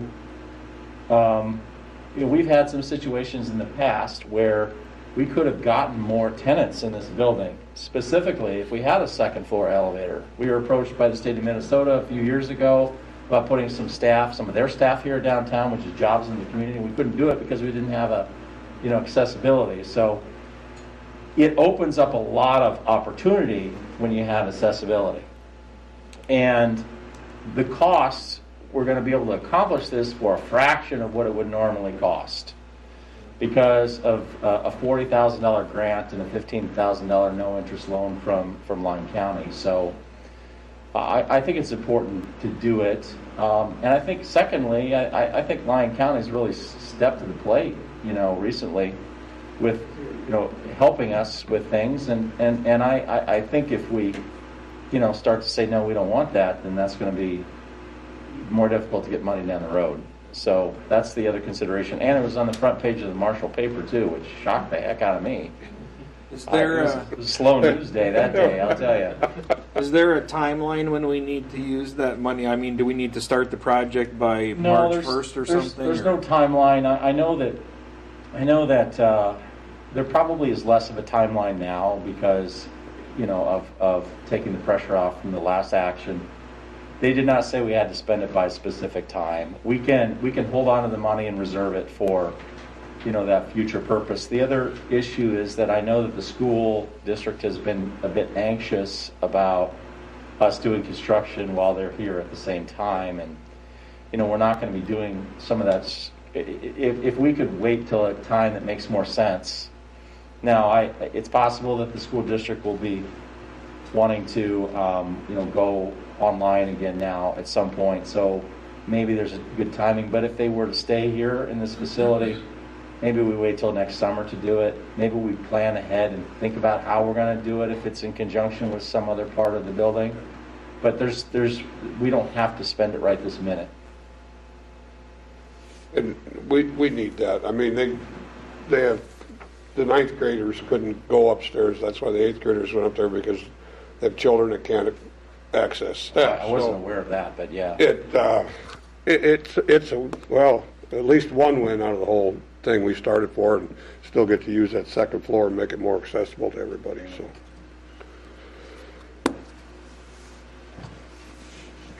I'd make a motion to approve Resolution 2020-83, accepting the grant and the loan from Lyon County and amending the budget for a wheelchair lift at the VMC.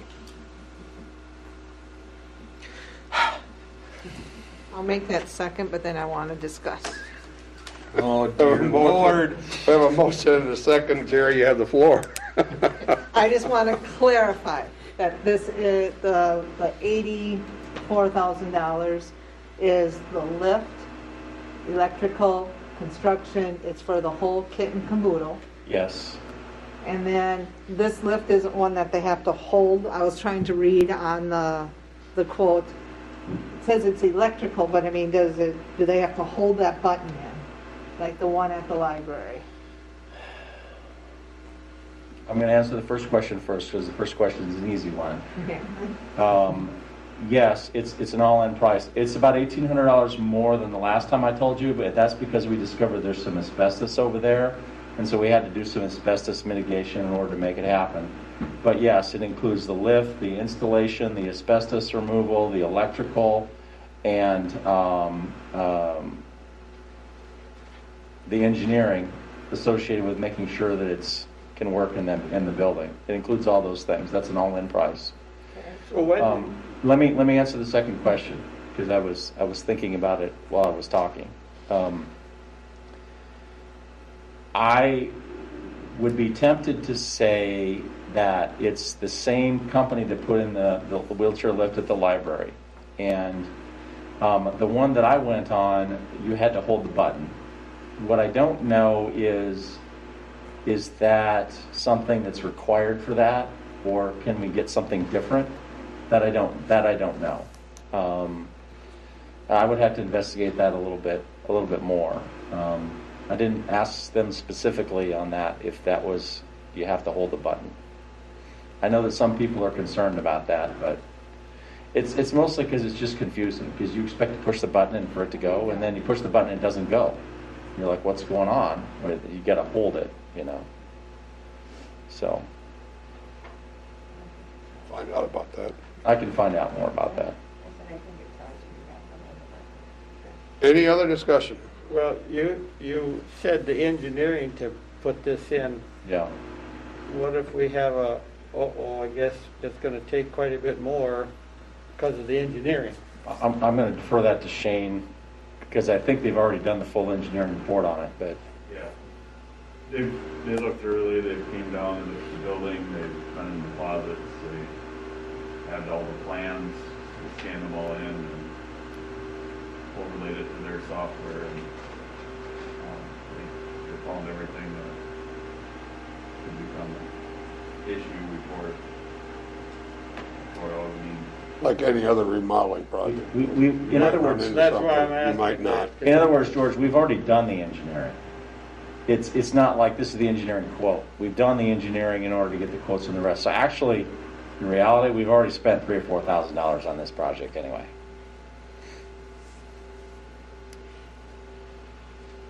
Any other discussion? Call the vote. Van Dyke? No. Aye. Okay.